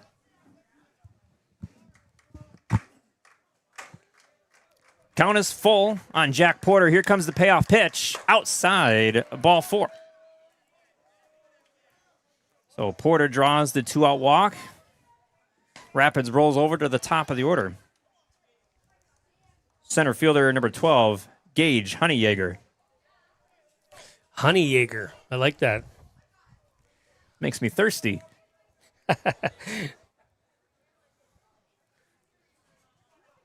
So Porter aboard at first. Like First the pitch to Honeyjaeger is right on the corner for strike 1. Porter being held on by Spencer Bolus. 6-0 is your score. Hudson leads here in the top of the 5th. Next pitch is outside. Don't think Sousa's too worried about that runner at first. He's going to go after the batter here. Takes one look. Couple looks there. Now he deals. Fly ball into right field. Ani going back. Still going That's back. trouble. That's going to be trouble. Rolls up against the fence. They're going to wave in Porter. He's rounding third. Here comes the runner to third. That's Honeyjaeger with a stand-up triple. Rapids gets their first run of the game. It's 6-1. Yeah, he got a hold of that one. Ani not able, really not much he could do. It was a line drive over his head. Now batting the catcher, number 1, Silas Cronkite. Now, just the second hit of the game for the Red Raiders, but it was a big one. It's an RBI triple.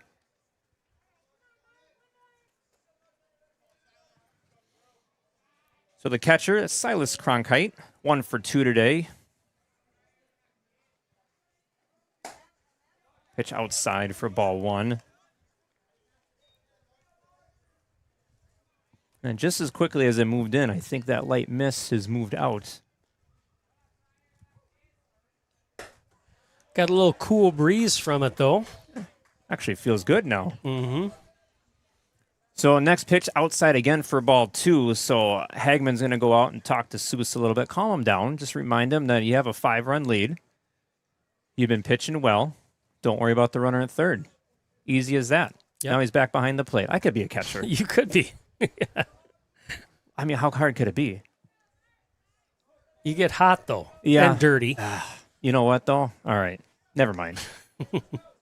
Here comes a 2-0 pitch. Nice. Nice pitch there. Kind of a check swing, but went all the way around for strike one. Took a little bit off that. Fooled the hitter. 2 balls, 1 strike. Sousa out of the windup and delivers. Outside for ball 3. And saw Honeyegger out of the corner of my eye had a pretty decent lead there on that last pitch. Here comes a 3-1 offering. High for ball 4. So another walk issued by Sousa. Put runners on the corner. First baseman, number 19, Jared Zeligowski. Yeah, courtesy runner for the Red Raiders. Number 6, Parker Marzovka. You get into some interesting names when you get to the central part of the state. We cover football games over there. We always got to check with the coaches, get the pronunciations right. There's not as many vowels as you'd like. Even when they give you the pronunciation, I still manage to mess it up somehow. So my apologies to anybody whose name I mess up from now and in the future. First offering to Zeligowski, he swings and misses. Zeligowski struck out twice so far, 0 for 2. Doesn't seem like he's getting a good read off Sousa. Every swing he's had just doesn't seem like it's a full swing. Timing's off, doesn't it? Throw down to second on the attempted steal. Not in time. Runner comes in to score. Makes it 6-2. Yeah, Hudson. throw was off a little bit. Jace kind of pulled his head. I'm not sure there would have been a play at the plate. So, And Honeyegger was off with that throw as well, so he comes in to score. Cronkite down at second, and the count is 0-2 on Jarrett Zeligowski. Here comes the 0-2 pitch outside for ball 1.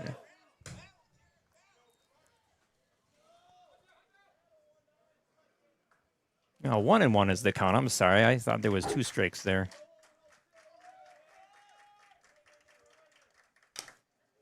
Foul tip. Now we have 2 strikes There for you sure. go. We're confirmed. now we're caught up. Yeah.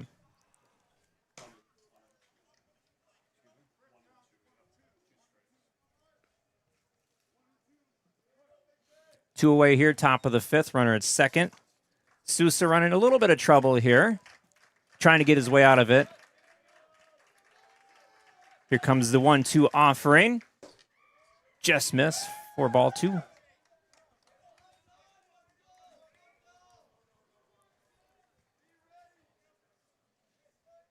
Sousa looks into Hagman. Now comes to the set. Checks the runner at second.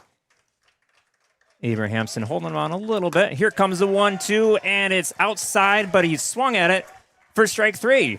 That's 3 strikeouts for Zeligowski, and Sousa gets out of the inning. Red Raiders do score a couple, though, but after 4.5, Hudson still leads 6-2.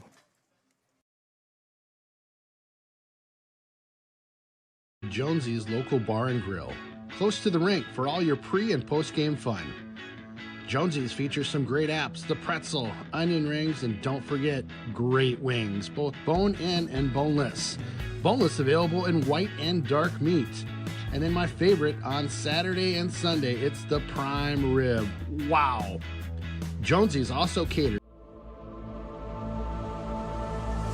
So this building is going to allow us to basically double our capacity in terms of manufacturing and also office space. So it's going to allow us to take a company that was started 9 years ago and basically double its size in revenue. You know, I was pretty nervous getting into this. It was a big undertaking. There's a lot that goes into it, but having a good contractor, you know, helps you work through the process. When you're working with Derek Building Solutions, you'll get a full-service general contractor that handles every aspect of the project, from design all the way to the final clean. We've never built anything like this before, and knew that we would need probably a little extra help on the front end of getting things going, and so definitely glad that we picked Derek. So what we got here is a 50,500 square foot pre-engineered steel Butler building. The nice thing about Butler is how custom we can get with the buildings. The opportunities are endless with how you can design these buildings. You know, you can certainly make it look like the building we have here for Rock Shield Rubber, but you can also make it look like a storefront like it would in a downtown setting. The owner comes to us and just tells us what they want. And then we start the process of setting up the building, drawing the plans, and then we send that off to Butler. Butler puts everything into motion of what they have to build to make this building work. They tell us a ship date, we're ready by that time, everything just works smoothly. When we're doing that preliminary stage of doing these preliminary drawings, going back and forth on different ideas, I'm able to use Butler's Advantage software. Number 7, and just J.D. change a few Weiland. things here and there to see where things come in price-wise. It's easy to just So it whip up is a quick pitching budget by right committee away today, to share with Seth. the client, so we don't have to wait. Now batting weeks or months for the to Raiders, on first something. baseman, number That's one 13, of the main advantages I see, Spencer and also- Bullis. Yeah, J.D. Weiland in now for the Red Raiders. That's their fourth pitcher of the game. Yeah, and we in warm-ups a little bit of pop. JD's got the jersey buttoned down a little bit, looking like he means business. Here comes the first pitch from the lefty. That one looked like it had a little break to it. Or am I just seeing things? I didn't see much break on that. It looked like he was just throwing hard, trying to hit the mitt. Well, umpire calls time.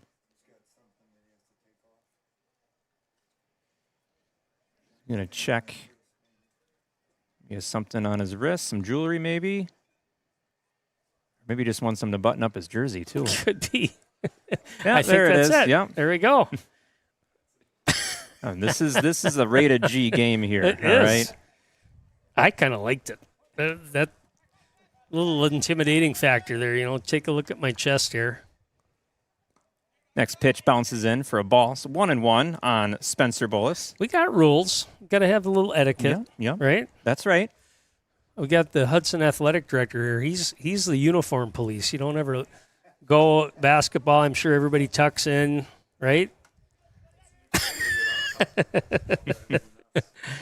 Here comes the 1-1 to Bullis. Up and away for ball 2. Bullis 2 for 2 today. Singled and scored back in the third. Well, we certainly know the approach that Wisconsin Rapids is taking with their pitching. That one just caught the corner for strike 2. I mean, and honestly, they've all been solid. Yeah, and the big inning for Hudson in the third, it was just solid contact, a lot of base hits, Right. Nothing sloppy. It's been a pretty clean game from both teams here. Just one error by Hudson, swing and a miss, but that ball it hits the umpire and gets away from the catcher. Getting a look here. Swanson helps him up. So Bullis strikes out swinging, but he reaches first on the pass ball or wild pitch. Yeah, no, I think it's a pass ball. Pass ball? It certainly was Now catchable batting by third the baseman, catcher. number 11, Brady Swanson. And I don't know if the catcher just didn't get a good glove on it. I mean, it hit the umpire pretty hard, I think, in the chest pad. The pitch was above the catcher. It was kind of an ugly swing there, if I'm being honest, but Bullis gets aboard, so ruled out a strikeout and a pass ball. Umpire looks like he's okay, shaking everybody off. See, I don't know if that hit us on his mask, but I when I looked at him, he was on his seat on the ground. It's kind of a delayed, he's like, I got hit. So Brady Swanson up to the plate. He's singled in his last at bat. Got Spencer Bullis on first base.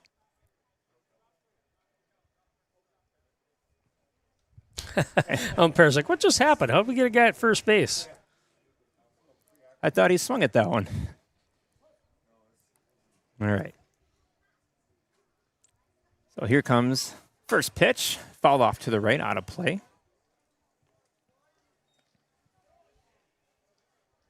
6-2 is the score here in the bottom of the fifth. Hudson leading Wisconsin Rapids Lincoln.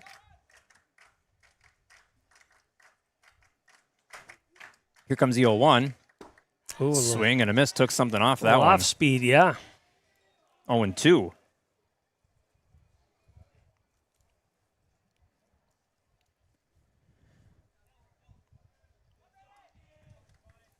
Weiland gets his sign. Here comes the 0-2. Another got him. breaking ball on the corner, called strike 3. That was a great pitch. Yeah, it really was. Good spot, good speed. Right fielder number 9, Bergen Ani.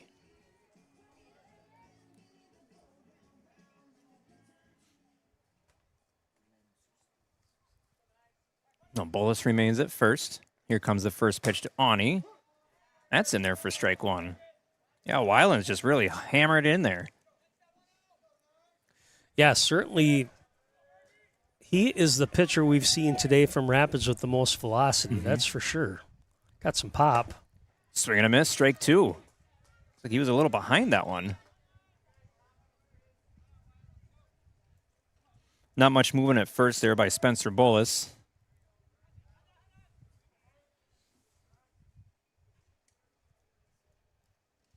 Comes the 0-2 to Ani. Swing and a miss, strike 3. Coming right at him. Pitcher number 2, Mark Sousa. So we have a chance here, Aaron. Potentially 4 strikeouts in 1 inning? Ha! Yeah. It doesn't happen very often. No. Here comes the first pitch. Bounces away from the catcher. There goes Bolus down to second. Here's a throw, and Bolus is in standing up. Bolus was like, I can get that base. Popped out in front of the catcher. Had a little bit of a delay finding it. So Bolus at second base. He struck out, reached on the pass ball. Brady Swanson struck out. Bergen Ani struck out. Now we got Mark Sousa up to the plate with a 1-0 count and a runner at second. That one's outside and gets away. There it goes down to third, Spencer Bolus. 1 base at a time.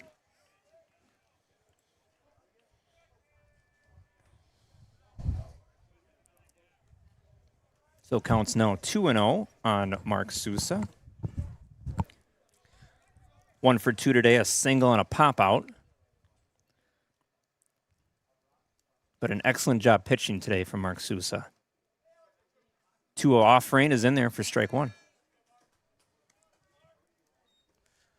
So a couple of wild pitches, pass balls here puts Spencer Bolus in scoring position.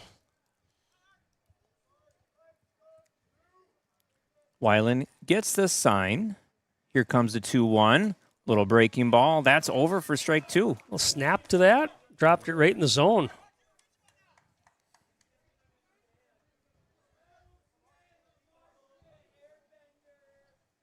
Two balls, 2 strikes, 2 outs. Bottom of the 5th. Here comes the next pitch. Outside for ball 3, and the count goes full.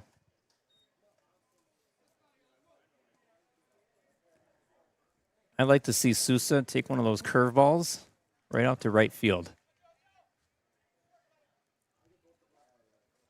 Help his cause a little bit. Get back one of those runs. Here comes the payoff pitch. Outside, ball 4. Sousa draws the 2-out walk.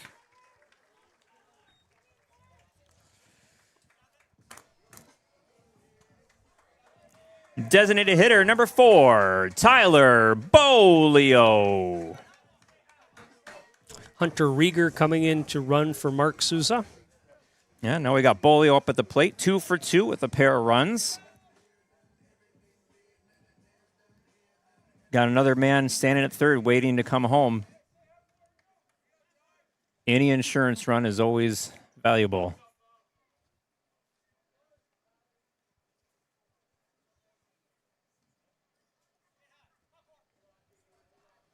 We're just waiting for the umpire to get ready here. Yeah, It looks like the Rieger's pitcher and I wanna catcher go. ready. Let's Yeah. go.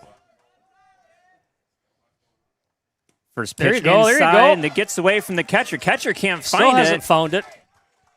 Bolus just trots on in.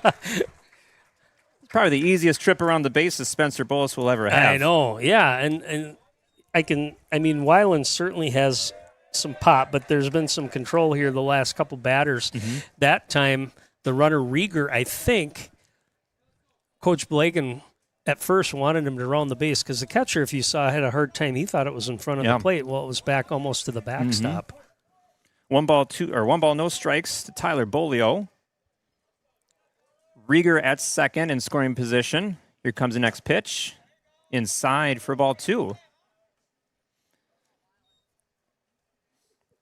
So Weiland running in a little bit of trouble after the first few batters he breezed through. Score is now 7-2. Hudson leads, bottom of the fifth. Pitch inside, 3-0. Probably see Bolio take on 3-0 here. I would think so. Yep. Top of the order on deck.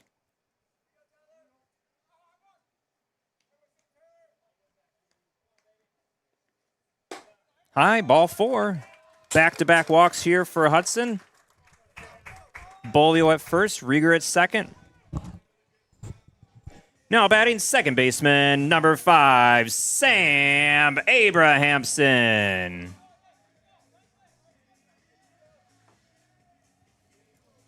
Abrahamson drove in a pair in the 4th inning with that 2-run home run over the right field fence. Good speed here, especially with 2 outs. You got Rieger over at second, Bolio at first.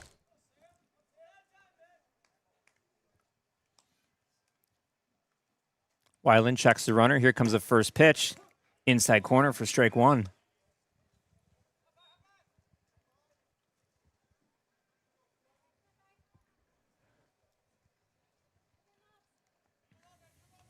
Abrahamson steps back in now.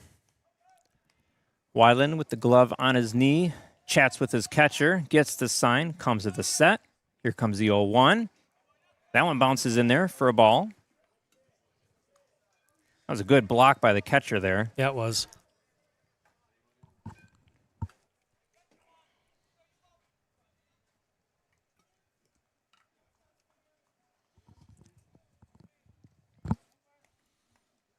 Here comes the 1-1. Low again. A lot of low, a lot of in the dirt. 2-1 is the count. I think this whole thing started with 2 outs. It did, yeah. Spencer Bullis at first, able to advance on a couple of wild pitches. Yeah, Mark Sousa drew that 2-out walk. Bolio fouled with a walk of his own, sandwiched in with some wild pitches, like you said. Here comes a 2-1.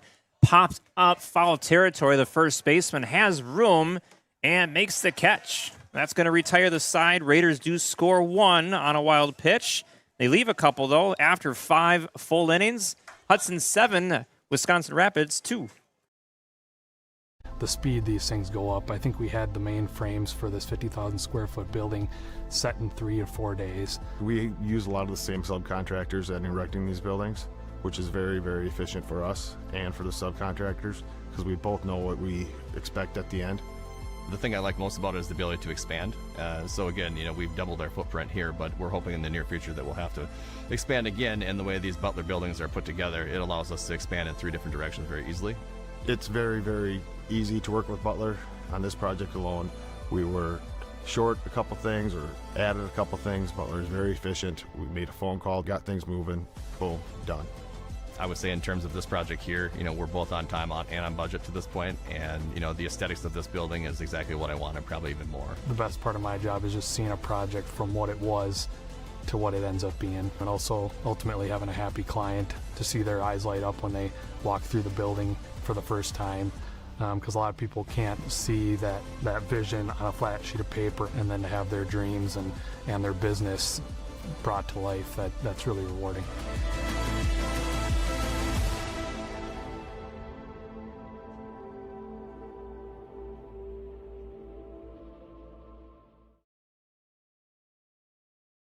Hi, I'm Ronnie, your Willow River Experience Assistant. At Willow River Company, we take care of all your outdoor needs. Snow removal, irrigation, fine gardening, plant bed maintenance, seasonal planters, lawn care, and planter subscription all year round. And now, it's all bundled into one simple monthly subscription. No stress, no hassle, just a beautifully maintained property. Visit willowriverexperience.com and subscribe today. To Vollert. So what are we sitting at for pitch count for Mark? 72 pitches 72? for Mark. Okay.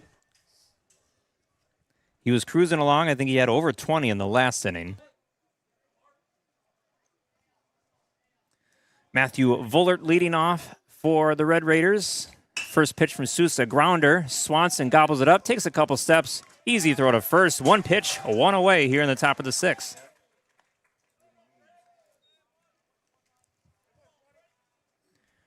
Now batting number 18, Brett Olds. I'll bring up Brett Olds, 0 for 2 today. Couple flyouts. 7-2 is the score here. Raiders lead. Another pitch. This one is fouled off to the right, and Bullis runs out of real estate over there. Strike 1.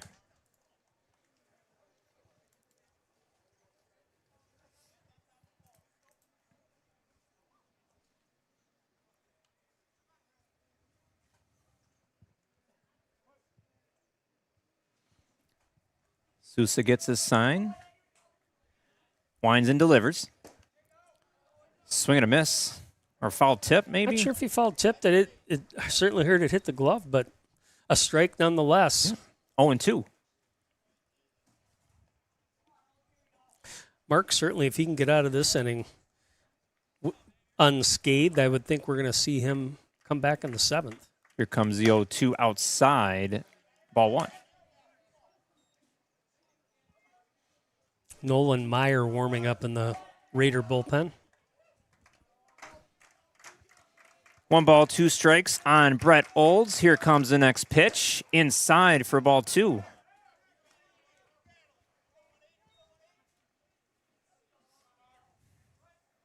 Count even at 2s now.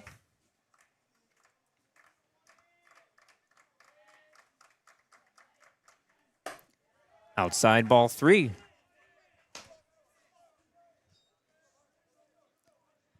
Sousa goes full on Brett Olds. Here comes the payoff pitch. Outside, ball 4.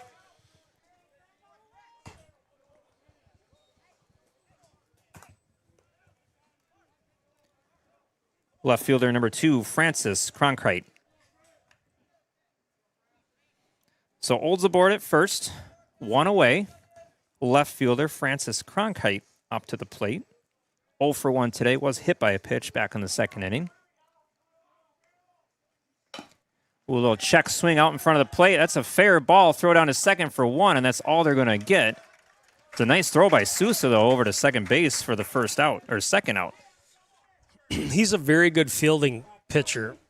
Saw him turn a double play a couple games ago on a play similar to that. Just got a little bit better jump on it.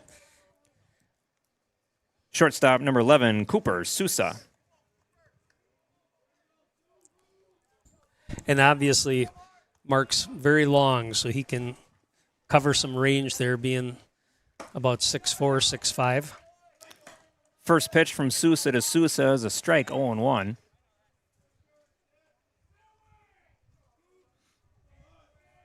Cronkite over at first with a little bit of a lead there. Next pitch, a little bit off of that one, 0-2. So Cooper Sousa is 0 for 2 today, strikeout and a ground out. Here comes the 0-2 offering from Mark Sousa. Little popper, Matazinski going out, Can't get there. It's in no man's land. Yeah. Manchester comes in to field it, though, and that's a base hit. Seeing eye single right there, just kind of blooped. Matazinski had a pretty good drop on it, too, but they call that the dead zone. Second baseman, number 5, Caden Shalinsky. Just a third hit of the game for the Red Raiders.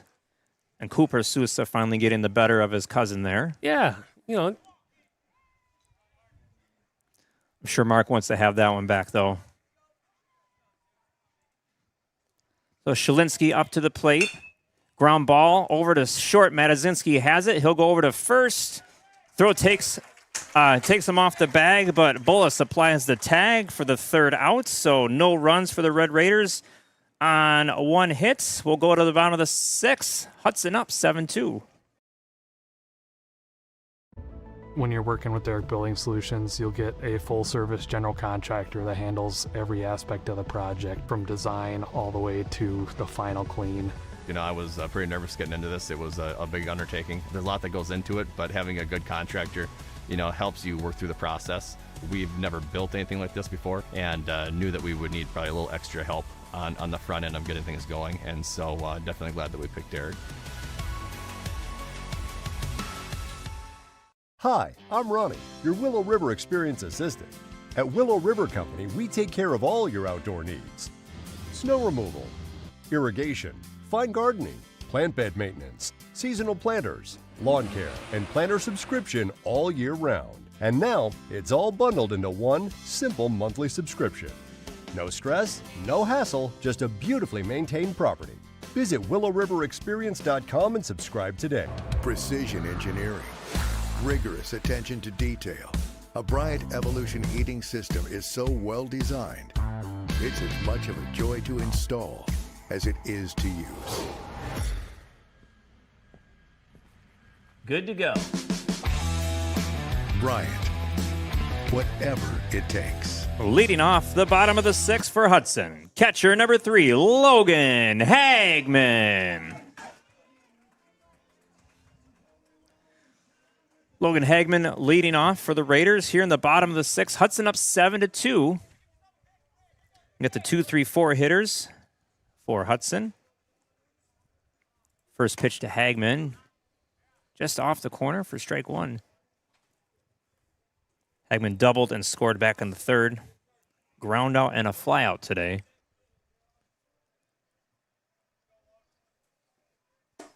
Next pitch is high for ball 1, 1-1.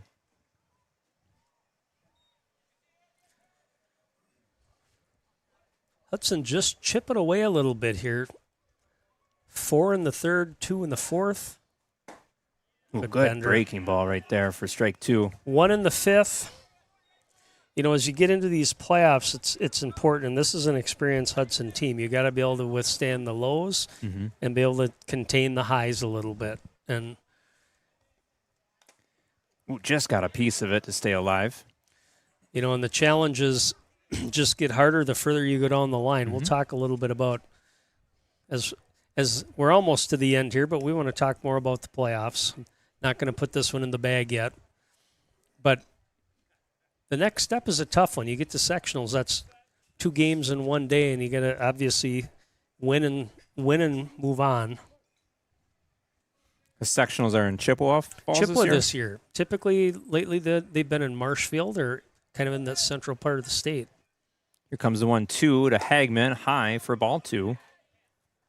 So the way it works is there's a game at 10, there's a game at 1, there's a game at 4. And obviously this is where pitching is key because you don't have that rest time if you've got a 1 or a 2. Here comes a 2-2 off rain, fouled off the end of the bat.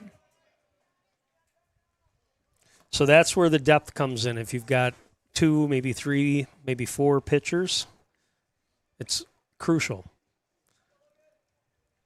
So does the higher seed get the first game, so Yes. then you get the rest in the middle? Yes, correct. Yep.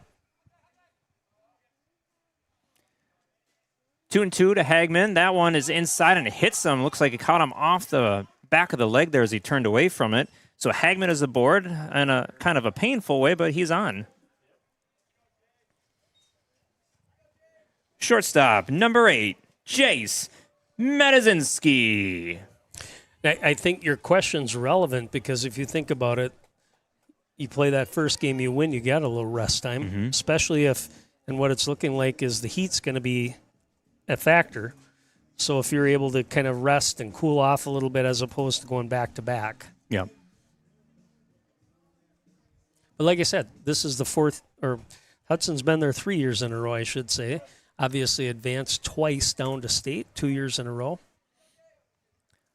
Metazinski up to the plate now, and that pitch is inside. J.D. Weiland back on the mound, we should say, as Rapids has been kind of going every inning, but he's staying in here. Hagman at first after being hit in the leg, kind of favoring that leg a little bit as he's trying to jumping up and down a little bit, trying to get the feeling back in that leg. Good grab by the catcher that time. That one was wide. It looked like it could go off his glove or get away from him. 2-0 is the count. Metazinski with a couple base hits today, a stolen base, a run, a walk. Here comes a 2-0 off rain, is high for a ball 3.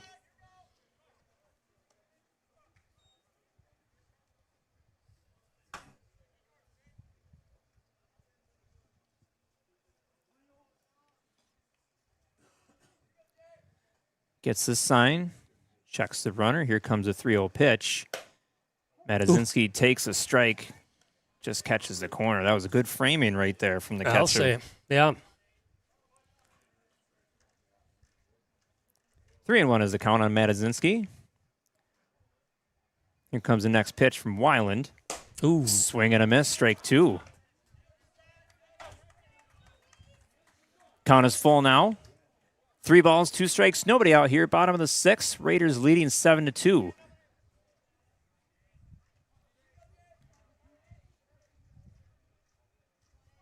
Weiland gets his sign. Here's the payoff pitch. Fly ball left field. Center fielder in the gap now and makes the catch. Got under it a lot. Yeah, that one was... he had a good cut at it, and then kind of lost it in the clouds, but plenty of air underneath that one. Center fielder, number 10, Sam Manchester. Yeah, had a good swing at it, but just hung up there a little bit too long. It looked like it started in left field and kind of ended up more in the gap there. Well, the home run he hit against Rice Lake was a no-doubter, and that thing you could see kind of, I mean, it was a line drive that just kept going up, up, up. This one I kind of lost in the clouds, knew he got under it a little bit. Manchester behind in the count 0-1. Here comes the next pitch from Weiland. That's in there for strike 2.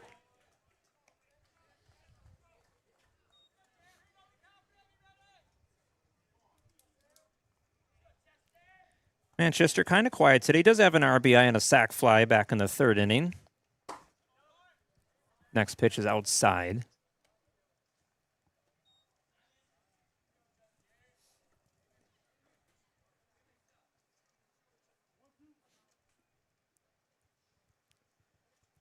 Comes the 1-2 offering.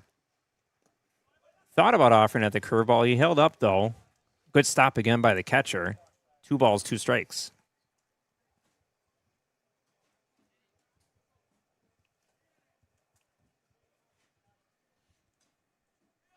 One away here, bottom of the 6th. 7-2, Hudson leads. High for ball 3. Another full count here.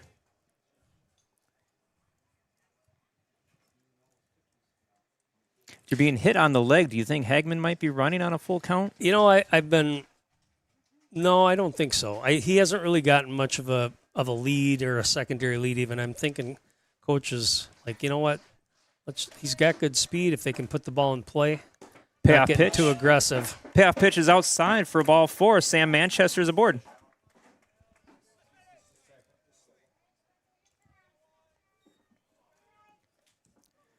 First baseman, number 13, Spencer Bolus.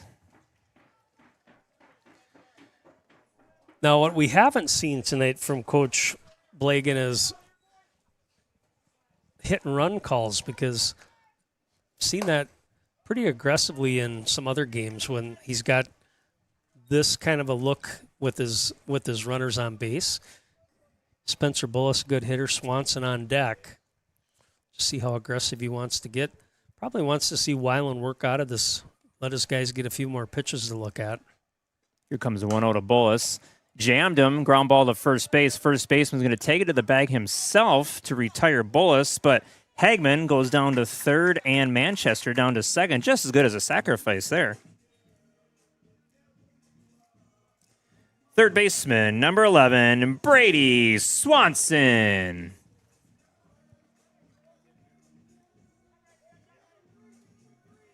So 2 away now. Couple runners in scoring position as Brady Swanson steps out to the plate. Swanson 1 for 3, a couple strikeouts and a single. Hagman at 3rd, Manchester at 2nd. Here comes the first pitch from Weiland. That's in there for strike 1. I like the umps calling quite a open strike zone tonight, right? Yes. I mean, we've seen it more on outside corner stuff, but that's okay. He's you know calling what? It's both ways. Both ways. So can't ask for much more. no. Here's the 0-1 offering to Swanson. And that gets away from the catcher, but staying put is Hagman at 3rd.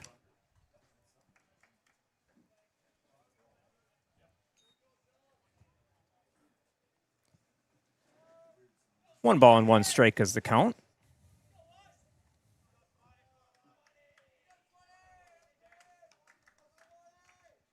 Comes the next pitch.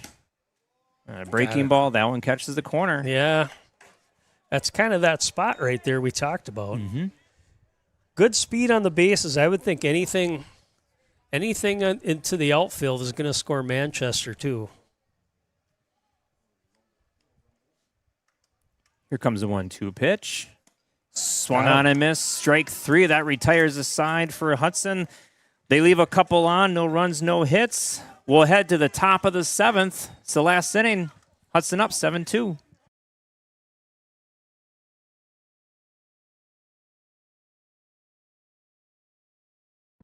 When you're working with Derek Building Solutions, you'll get a full-service general contractor that handles every aspect of the project, from design all the way to the final clean.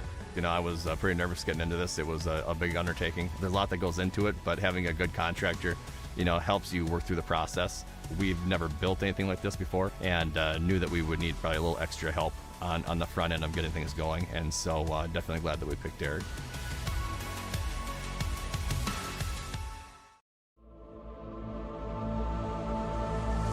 So this building is going to allow us to basically double our capacity in terms of manufacturing and also office space. So it's going to allow us to take a company that was started 9 years ago and basically double its size in revenue. You know, I was pretty nervous getting into this. It was a big undertaking. There's a lot that goes into it, but having a good contractor, you know, helps you work through the process. When you're working with Derek Building Solutions, you'll get a full-service general contractor that handles every aspect of the project, from design all the way to the final clean. We've never built anything like this before, and knew that we would need probably a little extra help on the front end of getting things going, and so definitely glad that we picked Derek. So what we got here is a 50,500 square foot pre-engineered steel Butler building. The nice thing about Butler is how custom we can get with the buildings. The opportunities are endless with how you can design these buildings. You know, you can certainly make it look like the building we have here for Rock Shield Rubber, but you can also make it look like a storefront, like it would in a downtown setting. The owner comes to us and just tells us what they want, and then we start the process of setting up the building, drawing the plans, and then we send that off to Butler. Butler puts everything into motion. Leading off the top of the 7th, number 24, Jack Potter. We're ready by that time. Everything just works smoothly. Mark Souza at 84, did we say?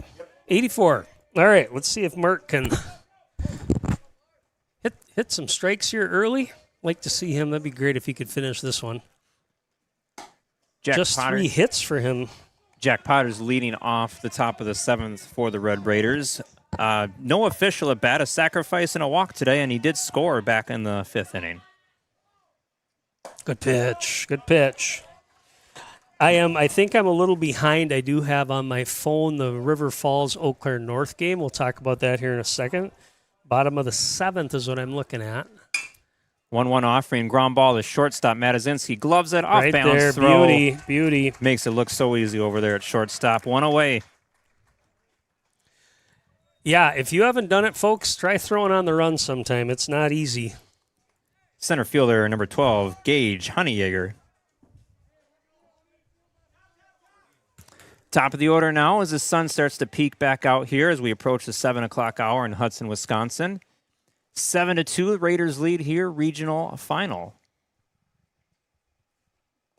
First pitch, bounces in for a ball.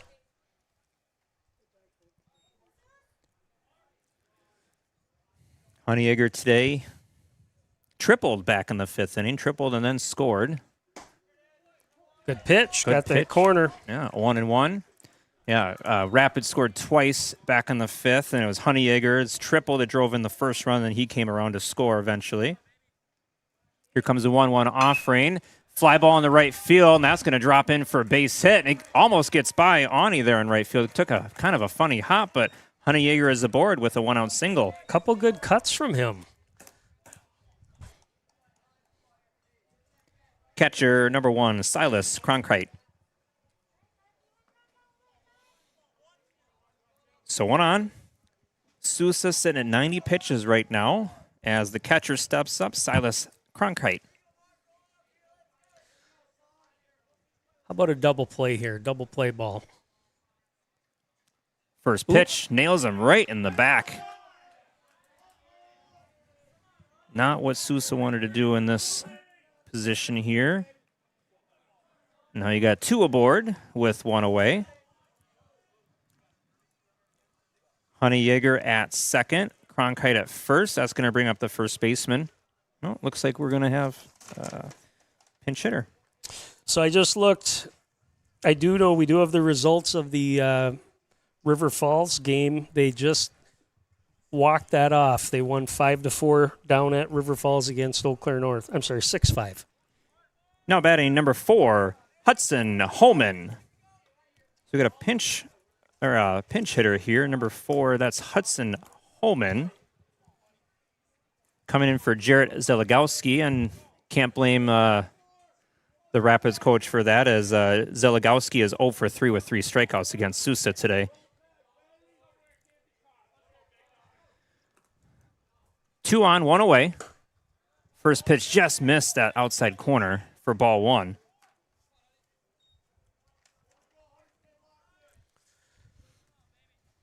Honeyegger at second, Cronkite at first.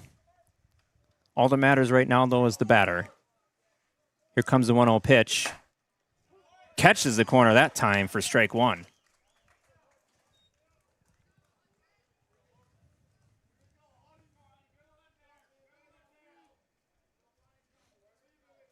One ball, 1 strike.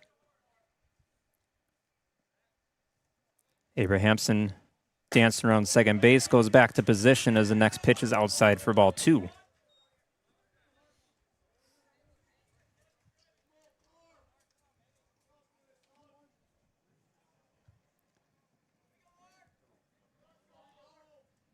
Two balls, 1 strike. Here comes the next pitch. Popped up out of play just to our right as the count goes to 2-2. Thought maybe I heard a little rumble of thunder out there. Yeah, I think we're okay. Might be a Harley coming through the parking lot. Mark's got to be getting up there, I'm thinking now, huh? 95 pitches right now. Okay. That double play is still in order right now. Here comes the 2-2 pitch from Mark Sousa.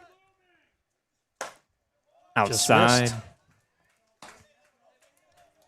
Count goes full. Will be interesting to see here if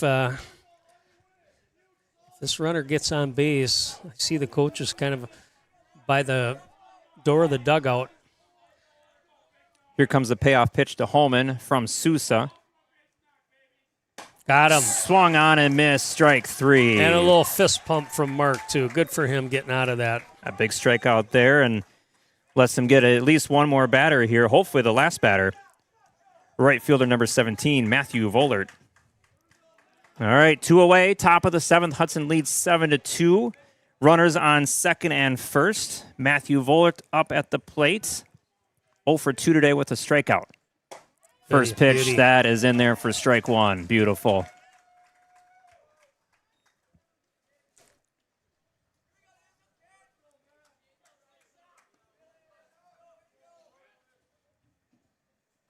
Here comes the 0-1. Outside for Not ball by 1. much. There are 99 pitches right now. Sure, Mark would like nothing better than to get this batter right here. Mm-hmm. Finish this game. Fouled off to the right, out of play. Kind of a half swing on that one off the end of the bat. Collins is a full strike, though. 1 ball, 2 strikes. Wisconsin Rapids Lincoln down to their last strike here. Little noise coming from the dugout now, both sides.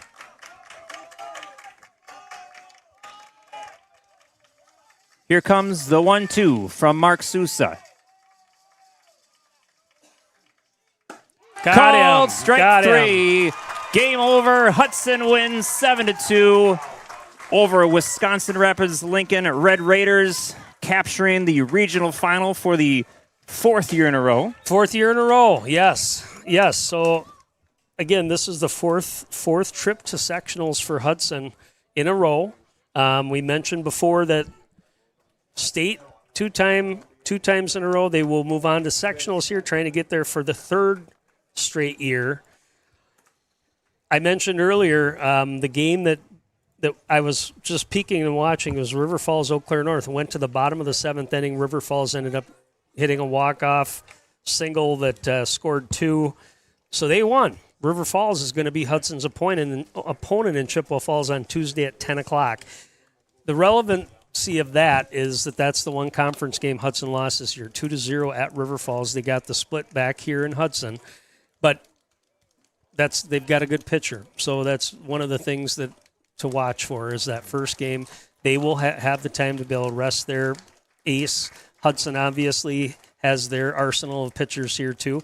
I was real impressed with Mark Souza tonight, and we'll get to that a little bit more here in a second. But, a good bounce-back game for him. I was happy to see him be able to finish this game, to end it on a strikeout.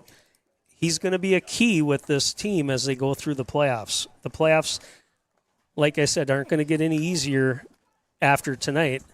Good to see you, Paul.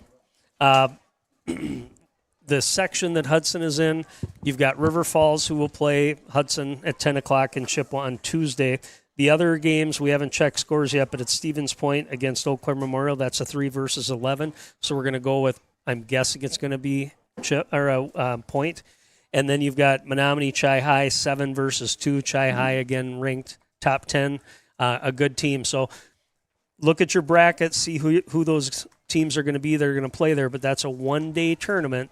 Hudson will play at 10. Winner moves on to play the championship at 4 o'clock, and it would be against the teams that win in that other 2 games. So for the Raiders, I think it's unfinished business. I mentioned before, don't get caught up with the lows. You got a good enough team. The defense showed up tonight. The pitching showed up tonight. The hitting was spot on. 11 hits, right? But they can put up a lot of runs in a short period of time. They've got base running. They have played some of the best teams in the state. Your number 1 team, Muskego, in the state, through the Prep Baseball Report, Hudson beat them. Kimberly is top 10. Hudson played them tough, lost that game. Franklin, Hudson beat. Chi High, Hudson beat. So you're good enough to be there. Yeah. Right? I remember when they played Chi High, they won 10-0. Hudson did. I'm surprised to hear you say they're ranked that high for how well Hudson played against them. I don't think they lost since those games. Okay. If they have, it's been one time. So they pretty much, I think they did lose a game in conference, but nonetheless, they've been on a tear. Mm-hmm. So, and if they win and they end up advancing, the games will be at Chippewa. So that's a baseball, softball town area. You'll have a good crowd. But the Raiders have been here before, and I think the coaches will fall back onto that. When there are times where they might be challenged, they can say, look, guys, not our first rodeo. We've been here before. Coach Blagan and his staff are just top-notch. They do a good job of keeping balance. And, tonight I kind of expected them to explode because they've been off for a while. But yet it's that methodical, hey, we can get 4, we can get 2, we can pitch well, we'll play good defense. They only gave up 4 hits. Yeah. A good all-around game from Hudson. Right. It wasn't the blowout that we've seen. It wasn't, a come from behind struggle. It was just a good, solid game right out the bat. Exactly. Yeah. And as you get deeper into this tournament, the games will get tighter. You're going to see some low-scoring games. Your pitching's going to have to deliver. You got to play good defense. But they've been here, and I fully expect them to do well and minimally compete. And again, they have that focus. Talking to the coaches, they feel like last year they have business to take care of. Mm-hmm. So I've got to wrap things up here with our Jonesy's player of the game and some good efforts tonight. The home run by Sam Abrahamson was very impressive. I thought Jace Matazinski played well. Tyler Bolio had a couple good hits, but I'm going with the pitcher. It was a big bounce-back game for Mark Souza, and heading into the playoffs, they're going to need him. And so nice to see him finish that game. So 7 strikeouts. 7 strikeouts. So your Jonesy's player of the game is Mark Souza. Yeah, it was a great bounce-back game. Looking back at the scorebook from that game against Rice Lake, and I can't even count there. I see a lot of walks and hit batters there in the first couple innings. But I think it gives him the confidence and the momentum moving forward in the playoffs, too. Exactly. Yep, exactly. And he probably is the number 1. I would guess the coaches will. I mentioned Abrahamson's had a great year, too. They've got, I call it arrows in your quiver. You can decide the way you want to go, but Mark's deserved it, and we'll see what happens on Tuesday. Sounds good. With that, Nikos, Seth, Jeff on camera, thank you very much. It's been a fun year of Raider baseball here with Raider Streaming. We wish Ken Conan the best. We'll hope to hear from him soon. But to the Raiders, good luck. Congratulations on a great season, and sky's the limit. They've got the potential to take this all the way. So we'll call them the Towheads. Good luck to the Towheads in sectionals and hopefully on to state.